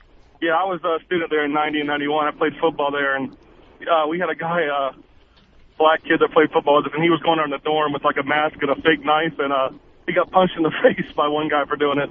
So it was a scary time because He was mainly killing women, though, but still, it was pretty scary. Do you know most of these guys get caught driving, too? I guess because they drive so much. Bundy got pulled over because he had a Volkswagen with the passenger seat removed and, like, rape kit stuff in it.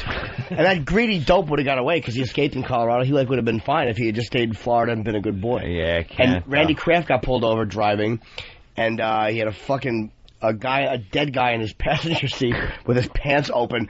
So the cops pulled him over for speeding or whatever, and he gets out and walks to the cop car, which is always suspicious to a cop, like you're hiding something. Yeah, what are you hiding? And they walk up and, who's this? He goes, oh, he's sleeping. He was dead with his Joel Rifkin's another one out on Long Island. Was he driving when he got caught? He was driving. Yeah. He had his little pickup truck with a dead hooker in the back.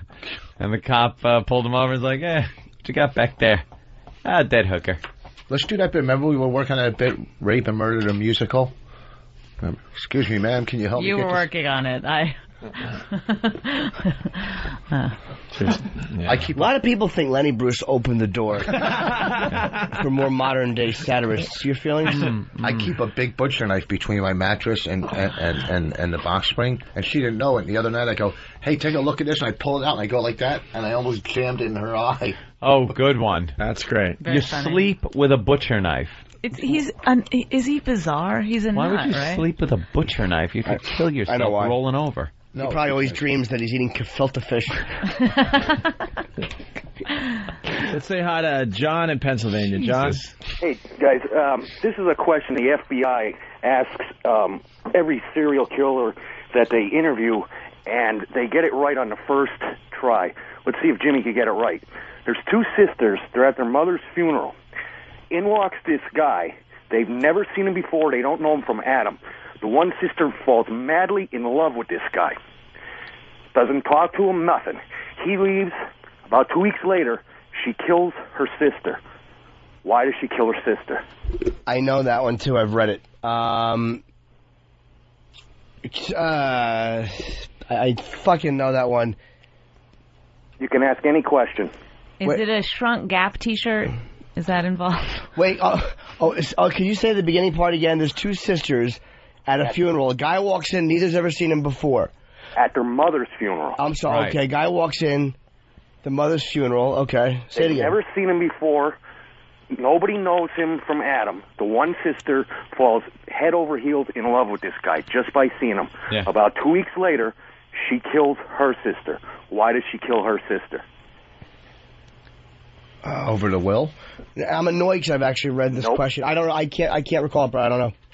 So he would come to her funeral.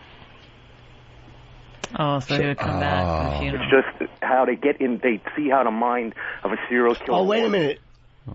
She didn't run off with the They guy? didn't have a relationship. You gotta specify.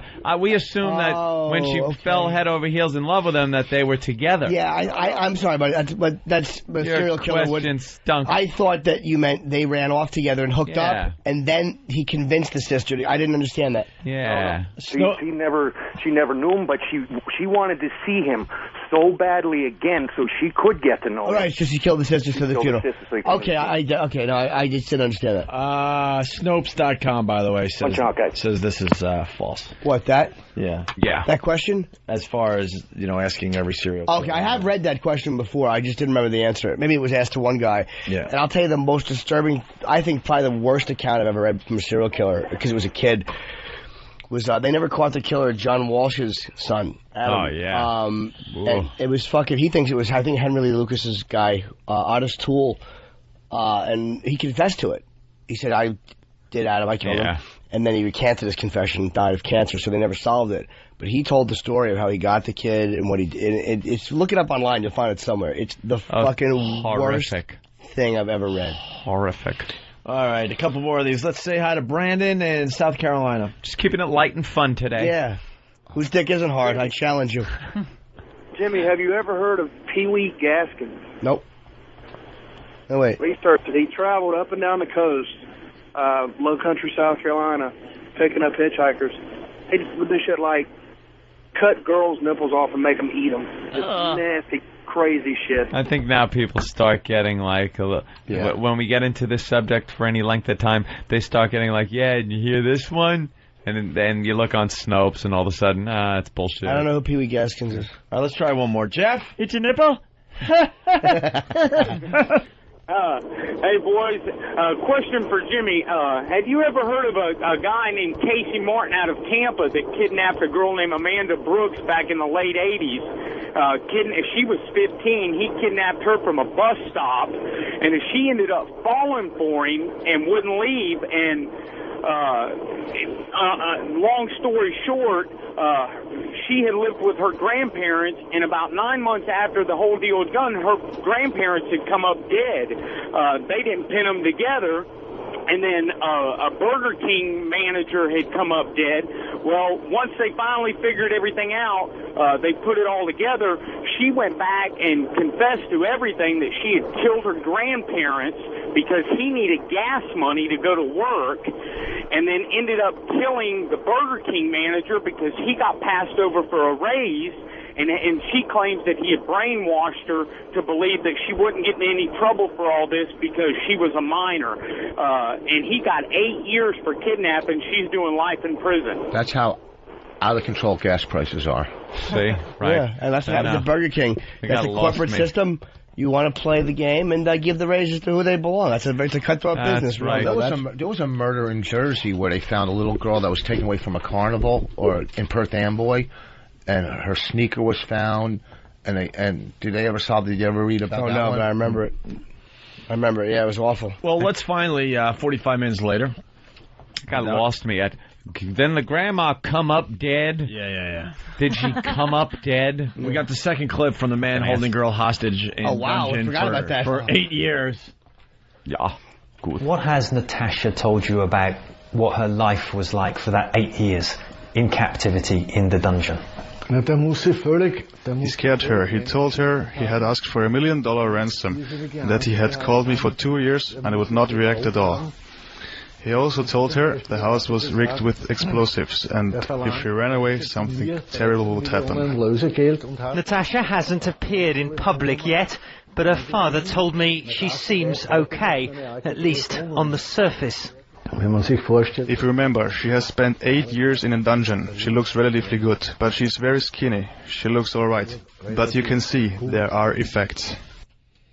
Imagine all those years you think somebody's dead and then they come back. Judge in Alabama. Hey, what's up, guys? Hey, Judge. I was just wondering, have you guys ever heard of any black serial killers? You never hear. Yeah, what's his name? Timothy Spencer was one in Virginia. The dude in Atlanta. Wayne Williams was definitely one, and there was another guy killing white girls, I think, in I want to say upstate New York. But yes, Timothy Spencer was like a cross-racial one, which is rare. He was a rapist at first, and they started fucking raping and slow strangulation. So there's been a few. I just know it's a ratio, I guess. You normally just hear way more white serial killers. I don't know why that is, but because black people can't afford cars. And it's also probably statistically so rare. If you have 1 in a million that are going to behave that way, well, there's a lot less black people than there are white people, so I think the odds are you're just going to get, I think it's probably numerical. Yeah, it's just this stat thing. Hey, Justin, Alabama, what's up? Hey, what's going on, boys? Good morning to you. Good morning to you. Hey there, man. Hey. Pretty good. I had one comment. And also, excuse me, John Mohammed and Lee Malvo. Jesus, how do we forget them? Yeah, the snipers. Go ahead, I'm sorry. Yeah, I had a comment. I heard Jonathan Davis was going to be coming in or shortly, or maybe he already has. But anyway, I've heard that he actually owns Ted Bundy's old Volkswagen. That is true, and I don't know why we didn't know that beforehand. That would have been really cool to talk to him about. Wow. He owns his... wow, does he own that? His VW Bug, yeah. The brown one he got busted in? Wow. He still owns it. That is true. I wonder if we can get him on the... No, he's sleeping. He's sleeping. Wow. That's great for next time for the phoner. Wish I would have hey, that. Little Jimmy? Yes. Click. Sir, you are hilarious. Thought I was going to hang up on I appreciate you being on the show. Thank you, man. Appreciate it. Very good. I love being on the show. All right. Take care, guys. Anthony, you're freaking hilarious, too. You're great. Thank you. See, I didn't buy that. You just wanted to include me. Now you just want to include all sad. this. Now I feel even sadder. Hey, you are the wizard behind the curtain. Everybody knows. That's wonderful. That's a great compliment. I'll go home with that. After busting my ass for 20 years, that's nice to know. People still pay no attention to the man behind the curtain. Right, yeah, the guy that pushes buttons. That's wonderful. Yeah. You're not helping, sir. You're just hurting somebody more and more with every filthy word of your sewer. Have fun watching your cartoons now. Yeah, really. Oh, God. I think I'm crashing, guys. All right, thanks, Justin. Bye-bye. All right, You're all right. Thanks, Justin. Bye-bye. All right, here's the final clip. Man holds girl hostage in dungeon for 8 years. Bad girl, by the way. Bad girl, yes. What? Who? Misbehaved. There are still questions about how Natasha was treated, including whether she was sexually abused. Even her father doesn't seem to know that yet. Are you concerned that during her imprisonment she was sexually molested? I'm worried, but nothing has been proven yet. The police are still trying to understand this by asking her subtle questions. I just want to make sure I do everything possible to help, to make sure she has a happy and worry-free life. There is, after all, not much else a father can do. That's rough. What do you think? Of course he abused her, you dumb trying to get the father to cry reporter. What do you think he did? Argued politics with her for 8 years? He taught her karate. Exactly. And people are against Megan's Law. That's where you just want to kill the ACLU. Well, the ACLU is irrelevant. When it comes to stuff like that and terrorism, they're irrelevant.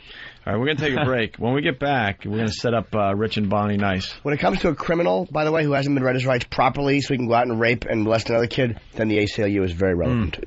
Sorry. Art from Boston. Welcome aboard, Art. Thanks for writing. Says, Jimmy, you're freaking hilarious. Anthony, I enjoy you too. Opie, I enjoy your haircut. Why do you have to rub it in? It's Art from Boston. You know this stuff gets to me. Not very helpful, Artie. Why would you do that, Ant? Because he's being so over the top that it was sarcastic. You're just and wasn't mad that really I brought up the Richard story again today? Serious. No, I don't care about It's been just sitting there, and you figured you'd get me back with your hurtful words? No, that was the guy that was doing so over the top that it couldn't possibly be real. You know, Ant, words hurt. He was just saying it as a joke on words the hurt guy more that than was being fists. nasty. But see, I believe it. No. Bill Hicks, relevant today? Relevant today? Well, that's a little bit too new. Let's go with the older school. Yeah. Well, how did you feel that Mom's Mabley affected things today, comedy-wise? Shit really opened doors, I think. Well, I wasn't really up on the Chitlin circuit back then, with Red Fox or her. Red Fox was doing... You're really going to do this at 11? No, we're going to do it. Who's the one comedian? Hey, what not now, we're not. Hey, what comedian was mentioned in Malcolm X's biography? Autobiography. Dick Gregory. Probably, yeah. Red Fox. I mean, he might have mentioned Dick Gregory, too. But it was Red Fox. They worked together. But why are we even talking about this now when you I don't want to blow the big load, fill of it Well, from I'm not 11 responsible till for noon. being funny, so I figure, what the fuck? I'll just sit here and listen. All right, we'll take a break. When we get back, Rich Voss and Bonnie, we're going to set them up for a nice hour of radio. Okay? All right. And you got the... Oh, wait. Whose turn to plug? My turn. My turn? Well, you got a whole hour to plug. Oh, you're right. Yeah, and you didn't... Oh, yeah, you'll be plugging starting at 11, so let little Jimmy Norton plug, because he's got the wrong phone number out there. I have the Addison, which is really Dallas, the improvisation. I'm going tomorrow, Friday, Saturday. 972-404-8501. That's 972-404-8501. Thursday, Friday, Saturday. Is that drunk or Canadian? That's just cute. Oh.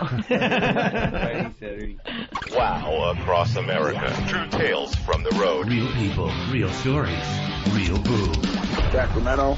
I'm on my way to work and I just got wowed by a beautiful young female with very big tits. What's up, boys? The wows are working. The wows are working. I-40 just got wowed by a gorgeous little set of C-cups. Made my day. If you get wowed, call the Opie and Anthony Wow line, 866-WOW-ME-05. And if you need a wow sticker, go to opieandanthony.com. Very proud of my big tip.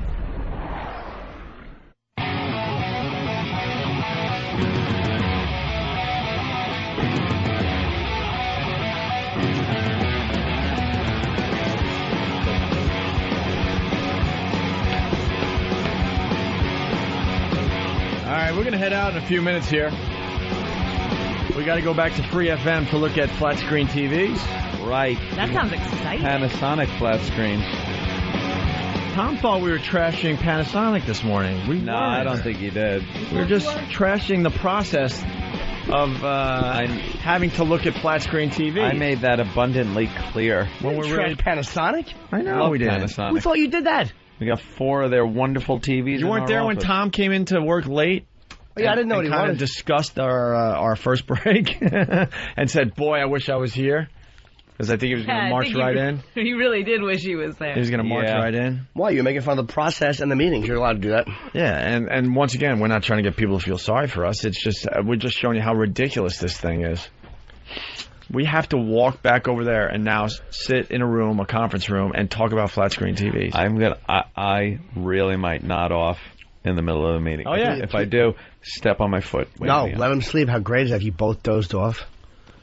I could do it right If now. you guys Watch. recorded it might be better than what Rich and I are going to do at 11. You guys are going to be good. Kidding? That'll help with the dozing No off. one's turning off this channel today.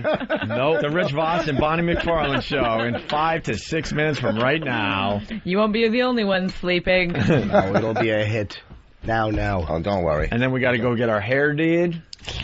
And we got to get fitted for stuff for Letterman. Forever to get the... What time did did you you guys get go fitted over yesterday? What? I thought you got fitted already. So did I. So did I. What happened? I don't know. Everything takes forever. Everything takes forever. My outfit has a defect. And I said, fuck the defect. I'm still wearing that. What's the defect? What? I said no sleeves. What do you mean there's no sleeves? Oh, Jesus. Nice aim, ass. Wait. It was actually right for his nuts. Your mic got in the Wait, way. there's no sleeves. Shit. I threw my Ron and Fez ball. Look at how red at Than is. Look at how for red. his lousy joke. Look at how red he is. Man. And look at the room loving it. All right. They're pointing at you. Hold on a second. Huh? No sleeves. Oh! And he just hit Bonnie. The ball bounced off Look at at him. Jimmy He's red and again. hit Bonnie in the nose. But apparently that wasn't the first time. I won't even finish the goddamn Yeah, show. she did take that like a champ. It's like, wow, man, not even a flinch. I know. Jeez. And you didn't even have to open a car door and spit anything out. So, dude, how come you? Seriously, why do you have no sleeves? Like, what's the problem? I'm sorry. What's wrong with your outfit? The sleeve. One sleeve is longer. I don't know what the problem is. Who cares? Yeah, as he's a magician. What time do you guys have to go over there tomorrow? 3:30, 4 o'clock. Is it that early? Are some of the O&A pests going to show up, you think? Yeah. What is the tape? 4:30 to 5:30? I think we're supposed to arrive around... Make everyone yawn out there. 4 o'clock, I think we're arriving there. Hopefully some people will show up to support us. And then we go nervous. in, we get our little makeup, and then we talk to somebody. Do we talk to somebody? No. No one. We just sit in the green room And then- after makeup. Yeah, and then somebody You comes got in and your own goes, "You're dressing ready," room. or "You're on," or what do they do? What do they It's say? cool you're doing a pre-interview. Yeah. They'll come down and go 3 minutes. Holy 3 minutes. However many Good. minutes they do left. So you get like a countdown. Are you gonna be like ner- that, are you 3 nervous minutes, now? 10 minutes. I haven't been nervous in a really long time. I'm fucking petrified. It'll be fun. But you guys are big I'm nervous. Dude, why would you be? PNC walking out in front of Doing everything. 12,000 plus people, not a problem. I think because I could. What? Only 12,000. That's cool. This is But like millions. But Yeah. They show Letterman in England. Exactly. But I think that it was Oh, no yeah, problem they at the do. PNC because you can't see anyone. The lights are so bright. Yeah, but I won't mean, it be better because there's two of you? If one Doesn't even matter. can't think of something, the other one. it'll be So if we both can't, we just both look stupid. that quiet, like You're a professional talker. You know how bad I wish Letterman had a car crash. Yeah. How about what song we coming out to? What dumb song you think Paul Shaver's gonna come up with? No, what'll they do? a celebration. You know what's funny is that they've done the show so long that they're just, they don't. It goes. Chugga. You'll be thinking, I'm supposed to get out there. I'm supposed to be at a certain place, but really down to the second they'll get you in the place where you need to be. And it will be cool, air conditioned. He likes a freezing studio. That's He'll good. carry us.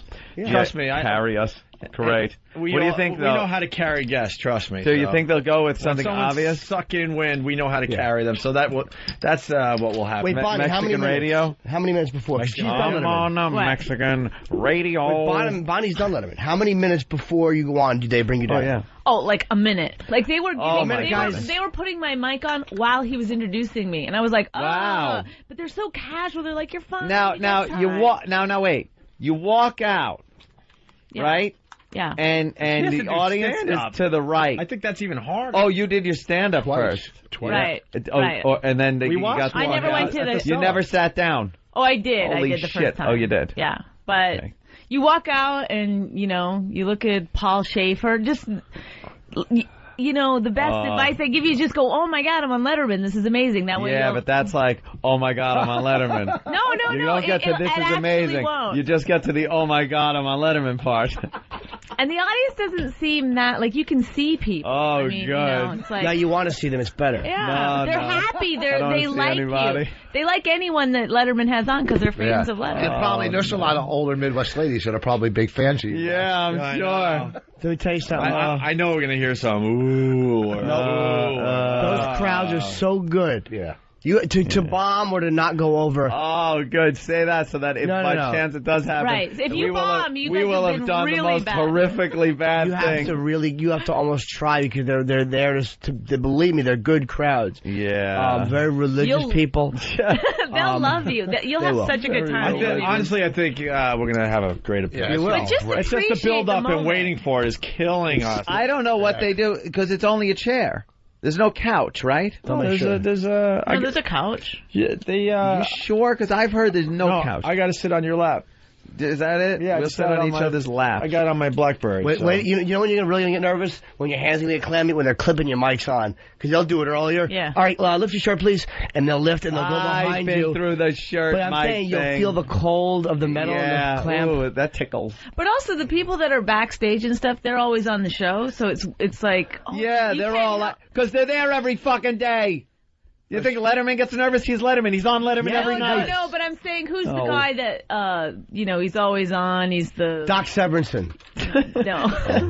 Eddie Brill. He's like the floor manager or something like that. I've never been there. But you'll recognize with the him guy when with the cigar. Probably not, but I don't know which guy it is. No, they used to have a guy that warmed up the crowd with a huge cigar. Oh, no, that was Bill Sheff. But these are people that are head writer. Thank you. These are people that are actually working. Like they'll put your mics on and stuff, but you recognize them from being on the show. But how does that help you? Good luck, asshole. She's saying it's familiar. I'm saying this is showbiz. I'm doing something that's pretty amazing. Like enjoy the moment. I'm definitely gonna enjoy it. That I could promise. Impossible till it's over. Yeah. I am nervous wreck until, and this has been with anything I've had to do in front of people at all, until I'm doing it. Like, once I'm out and sitting and talking, fine. It's the build-up beforehand that is unfucking manageable to me. Do you take like 10 pisses? I can't even piss. I can't piss. I can't eat. I can't do anything. Dan hasn't slept in the last don't few you days. get to a level where you're Keeps like waking up at like midnight. 2 days. I wake up. I can't say. It's just running through my head. Ladies and gentlemen, let's bring out our next guest. Oh fuck. Oh shit. What am I going? Opie and Anthony. Opie and Andy. Oh fuck. You see how tall he is. Know what's freaky is like on the cable guide. I'm flipping around and I see Letterman Thursday night. So I go, I'm gonna hit info. It says radio host Opie and Anthony as the guest. I'm like, oh my. Yeah, you'll get nervous when he'll be introducing you like going to commercial and stuff. Or when he's doing his monologue and then he talks about who's on. Right. Ladies and gentlemen, tonight and Opie and Anthony, radio host Opie and Anthony. I hope we get bumped for a stupid human trick. No. Watch tonight though. Just see him plug you for tomorrow. Oh, that's right. No. When you hear names, No, I guess I can't watch. Opie and Anthony. We know that You're the second guest. I think so. Yes, the it's first Juliana Moore. guest. So I think we get one segment. We get one quick segment. That's all. You can't screw The writers are big fans of the show. So Is there booze in the green room? Yes. What is there? I think so. Sure. But you get your own dressing rooms. Can I And get, there's these cookies. I'm thinking a couple of in the dressing room that are amazing. I would vomit cookies up. I eat fruit and But no, vegetables take them before I with go. you. Can't eat. Fruit Take them might with be able to you. get down. Anything else? Couldn't eat. Can't. I won't be able to eat my fucking bagel in the morning. I will starve myself and then No. probably down a couple of beers. Well, You'll we be fine. did. I'll be all Oh, drunk. good. You'll Hey, motherfucker! Yeah, Farrah Fawcett it up. Yeah. Let's go to John in Hey, at least Pennsylvania. it'll be memorable. We'll make the clip shows. John. Hey there, John. John. He has a good question. He wants to know who is sitting next to Dave. I was thinking You guys should switch in the middle. because it's got we should either do the mid-break switch but if you're looking at the TV, it's got to be Opie and Anthony, which would make me to the right, which would be sitting next to Dave. Right, because people read It's left gotta to be right. Opie and Anthony. But then again, You've been thinking. let me think. When you first see it, I got to be honest, the seat you're going to look at first, even though natural written word is left to right, you're going to look right to left because of Letterman.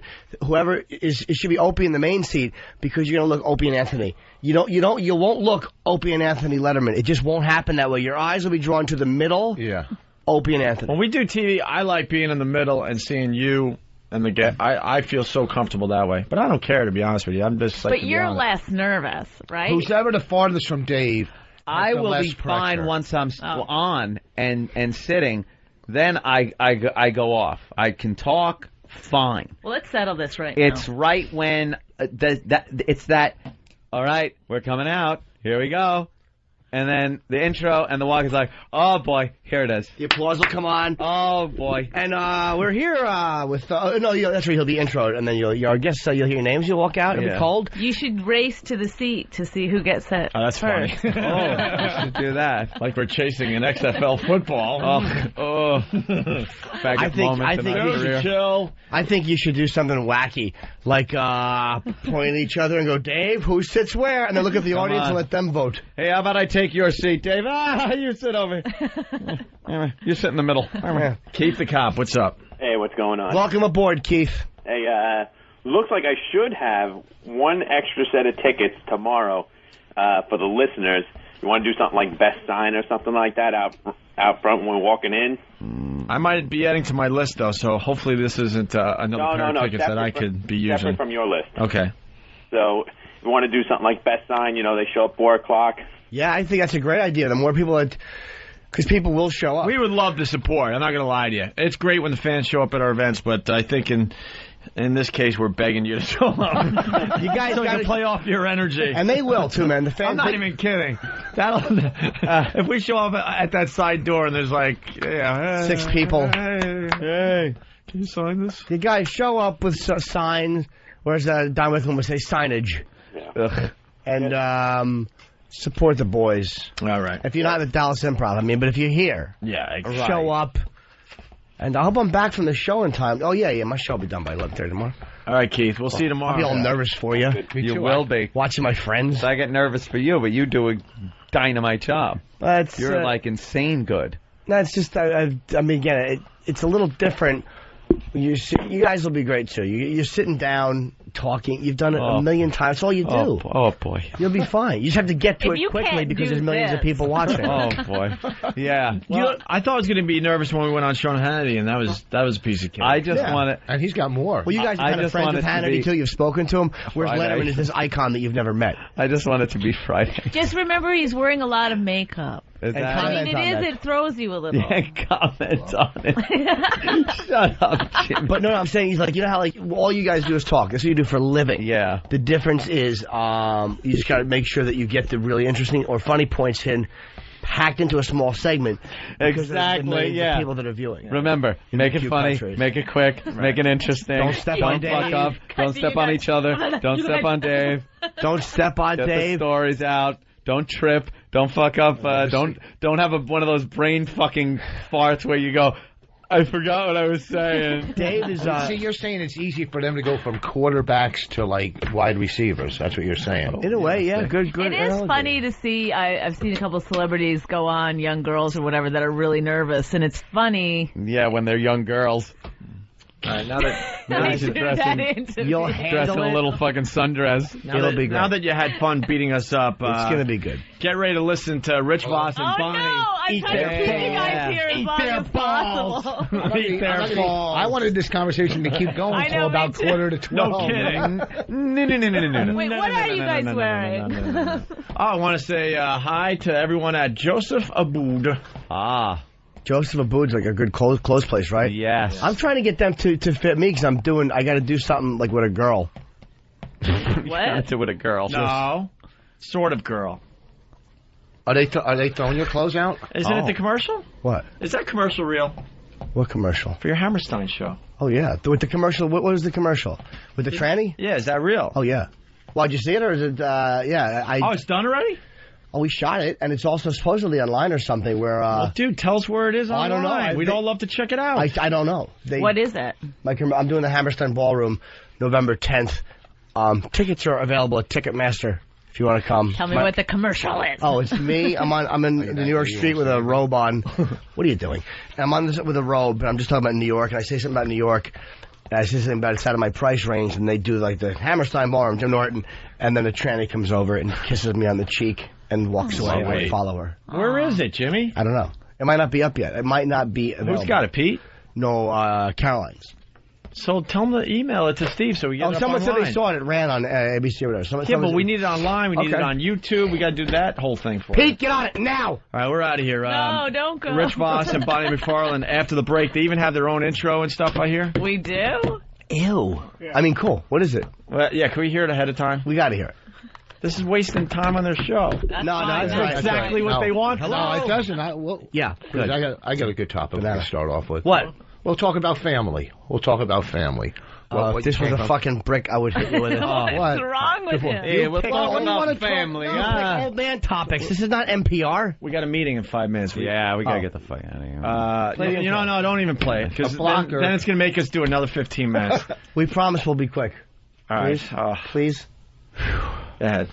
Ladies and gentlemen, please welcome America's favorite stand-up comedian and her husband, How we doing, folks? This is Richard Fingers Voss. The Voss and Bonnie Show. Oh, this sucks already. That's awesome. Wow. That is awesome, whoever made that. All right, I'm out. Good luck, guys. Have a great show. Later. All right, bye, you guys.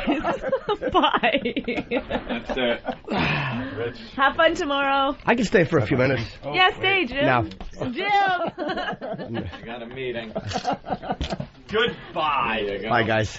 Can we go past 12 if it's going well? Oh. No, we're on it. Huh? No. It is a natural impulse to grab and squeeze the breasts. No shit. Real soft. Almost like pudding. Yes. A hot piece of that. Quite a handful. Yeah. The nipples are so sensitive that a mere tweak between finger and thumb will give a perfectly good result. The Opie and Anthony Show. In case you didn't know.